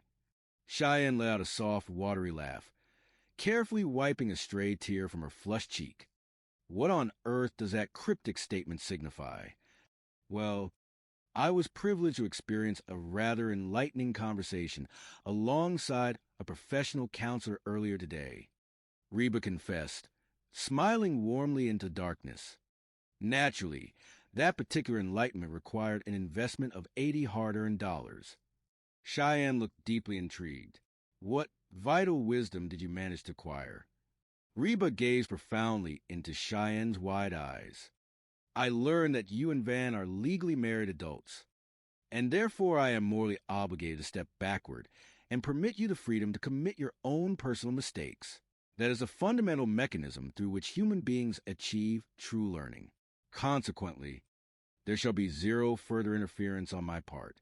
Frequently, the absolute finest contribution I can possibly offer the two of you is simply to refrain from acting entirely. Cheyenne leaned forward impulsively, wrapping her arms around her mother's neck in a fierce, crushing embrace. I love you with all my heart, Mother. However, you fully intend to continue managing our household laundry responsibilities, correct? Reba laughed aloud, joyfully returning the embrace. We shall cross that particular bridge when we arrive at it, upstairs within the master bedroom. Van and Cheyenne had successfully discovered a remarkably peaceful and harmonious middle ground. Consequently, whenever you experience a sudden urge to gaze upon the display, you merely pull open the panel, and for the remaining duration of existence, you keep it firmly shut, Cheyenne carefully explained, proudly gesturing toward the cheerleader poster, which was now neatly and permanently affixed to the smooth interior surface of the bedroom wardrobe door. Van grinned broadly, looking immensely satisfied with the domestic arrangement. That innovative solution is going to function magnificently. We possess an extraordinarily awesome marriage. I am entirely in agreement, Cheyenne whispered, stepping willingly into his wide, welcoming embrace. Van held her securely against his chest, though after a brief moment, he cleared his throat slightly, his cheeks flushing with mild embarrassment. There is one additional matter I might mention, assuming you are receptive. Cheyenne glanced upward, looking delightfully puzzled. Of course, speak freely. Well, I originally resolved to maintain silence regarding the subject, Van muttered, staring fixedly down at the patterned carpet. Yet I desperately wish to request that you refrain from inserting those heavily scented potpourri satchels directly inside my undergarments. I was forced to endure an entire athletic training session operating under the distinct impression that I possessed a rogue garden acorn trapped securely inside my personal athletic supporter. Cheyenne burst forth into uncontrollable peals of laughter, repeatedly shaking her head in utter disbelief. I can assure you with absolute certainty that I am entirely innocent of that particular crime. Van looked genuinely perplexed by the revelation.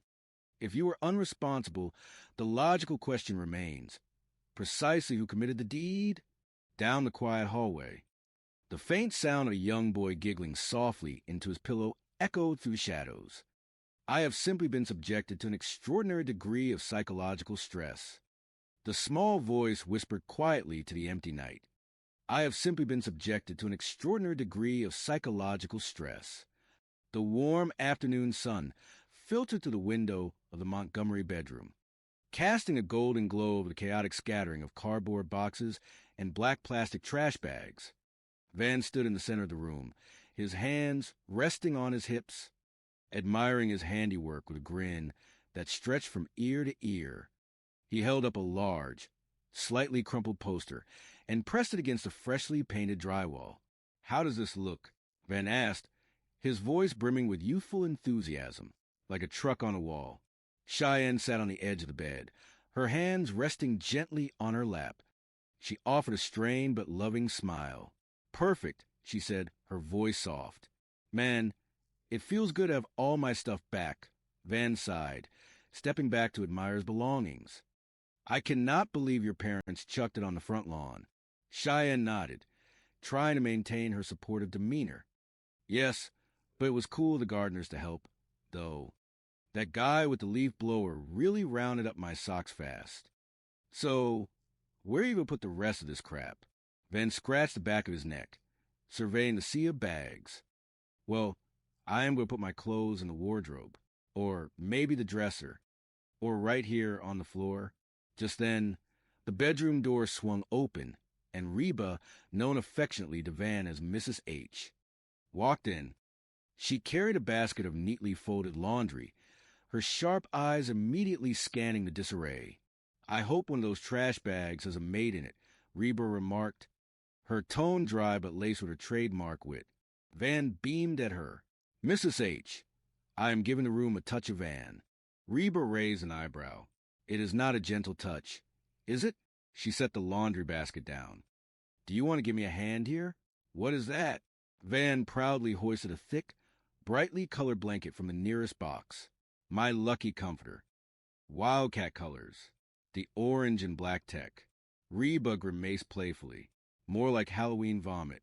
"Obviously, Cheyenne has not seen this," Van said, ignoring the jab. "Is it not great?"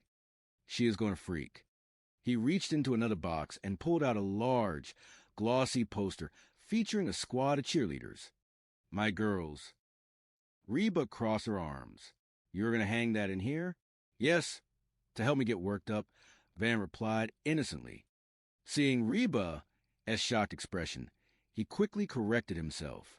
"Not like that. For the game. But something is missing. Certainly not implants. Oh, I know." He pointed to the top of the poster. "See, the head cheerleader is cheering me on. Go, Van." She really did not say that, but it is sort of like she did. Reba shook her head slowly. "You are going to wish you had a bubble over your head when your wife gets here." "It is all right, Mrs. H," Van assured her, returning to his unpacking. "Cheyenne knew I was bringing my gear. She wanted me to feel at home." Reba leaned closer, lowering her voice. "Van, listen to me. This is not good. I know my daughter. She was moody before she was pregnant." Cheyenne stepped back into the room at that exact moment. She stopped dead in her tracks, her eyes widening as she took in the orange and black comforter draped over their bed and the cheerleader poster taking center stage on the wall. "What do you think?" Van asked, practically vibrating with excitement. Cheyenne swallowed hard. "Oh, my God, I love it." Reba coughed softly. "Liar. No, idu. Cheyenne insisted. Forcing a bright smile. What is your favorite part?" Reba challenged, crossing her arms again. "The headlights on the truck or the ones on the cheerleaders?" Cheyenne blinked, struggling to maintain her composure.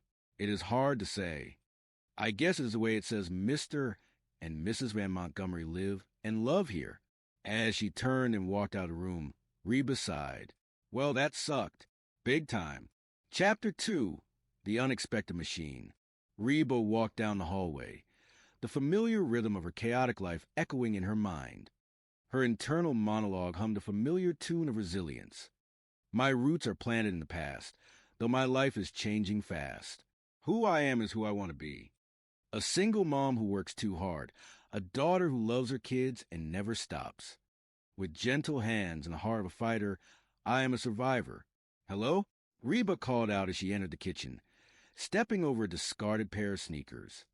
"Did it ever occur to you that I might need some help? I am not a mind reader." She opened the refrigerator and let out an exasperated sigh. Wait a minute. Who put an empty carton of milk back in the refrigerator? I do not know. Why do I bother making a schedule if nobody is going to stick to it? Walking into the living room, Reba stopped abruptly. Dominating the center of the floor was a massive, complicated-looking piece of exercise equipment. It had pulleys, pads, and metal bars sticking out in every direction. What is that? What is this contraption? She demanded to the empty room. Van jogged down the stairs, looking extremely pleased with himself. This is the exorcist. This little puffy is great for your abs and butt. Sorry, I did not mean to talk about your butt. Reba stared at him. Why is this in my living room? Well, there is no room in the garage, Van explained logically, and I figured this way everybody can use it. Plus, it has good airflow, so the sweat smell will not knock you out. And luckily, it is downwind from the fancy eating table. Reba rubbed her temples. Do not worry, it is going away. It is totally portable, Van continued, oblivious to her mounting frustration. I can have it moved on a day of notice. Pretend I told you yesterday, Reba replied firmly. Before Van could argue, the front door opened, and Brock walked in, holding the hand of their 7-year-old son, Jake. Jake was deeply engrossed in a handheld video game, completely ignoring the world around him. Well, it is about time, Reba said, turning her attention to her ex-husband. Your son has been waiting. It upsets him when you are late. Yes, level 3, Jake suddenly cheered, his eyes glued to the screen. Brock smiled proudly. He is a man. He hides his emotions. Brock then noticed a massive machine in the center of the room. Ooh, the exorcist. Cool, huh? You know, maybe I will keep a pair of shorts over here, and we can work out together sometime. It is not staying, in spite of what it could do for my butt, Reba said, crossing her arms. Let us go, buddy. Okay, I made a list for you, too. Brock groaned, taking the piece of paper Reba handed him. Oh, you made a list of things I should do with my son? No, I would never do that, Reba replied sweetly. I made a list of things not to do. Like last week, you took him to the dog track. He won $75. You told me it was 50. Brock protested. Hey, those nachos were not free. Reba shot back. Come on, let us go, Jake. No golf? Brock asked, looking at the list. Reba, this list is ridiculous. The kid loves to caddy. Van, meanwhile, was testing out the exorcist. Come on, let us go, let us go, let us go. Hey, you sound just like Coach Howe. Now tell me I am worthless, and I hit like a girl. Reba gave Van a look of utter pity. Oh, EW, if only you had read that a couple of months ago. Chapter 3, Finding a Voice. Later that afternoon, Reba found Cheyenne in her bedroom, trying to find space in a closet now overflowing with football jerseys. Should not Van be here by now? Cheyenne asked, glancing at the clock. He will be here, Reba said, leaning against the doorframe. He is a football player. He is very busy. So, how is the room you live and love in? Cheyenne avoided her mother's gaze. It is fine. It is a little more crowded with the exercise machine. Thanks to you, Reba gasped in mock offense. You let him put that in your room? My husband has a hot body, and I fully support that, Cheyenne said defensively. Oh, so how is Van's cheerleader poster growing on you? Reba asked, a knowing smile playing on her lips. Not that those gals need to do any growing. Cheyenne sighed, finally dropping the act. Mother, this is fun. No, I am curious. Which one is your favorite? Brandy with the I or Brandy with the Y? Right, right. They are all stupid, and 2 of them are not even that cute. Reba chuckled, stepping into the room. Oh, thank the Lord my little girl is back.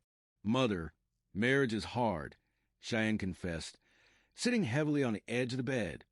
I actually have to think about his feelings. It is so unfair. Tell me about it. Reba agreed gently. You know, it is scary when you are dating and it ends, Cheyenne explained, her voice trembling slightly. It is like, who cares? You know, you're going to college. But when your marriage breaks up, you are just a loser. She quickly looked up at her mother, her eyes wide with panic. No, I am sorry. I did not mean you. I meant for young people. Reba held up a hand, completely unbothered. Are you through? Yes, I think so, Cheyenne mumbled. Look, you're going to have to tell Van how you are feeling, Reba advised, her tone serious but supportive. Cheyenne nodded determinedly. You are right. I will tell him as soon as he gets here. Well, at least he is coming, Reba mused, remembering her own past. When I was pregnant, your father would not get within 50 feet of a gynecologist's office. Suddenly, Brock walked into the house, looking a little flustered. Mother, Jake, yelled from the living room. Guess what I just saw? I got a picture of it. Reba walked out of the bedroom and froze. Oh, the baby.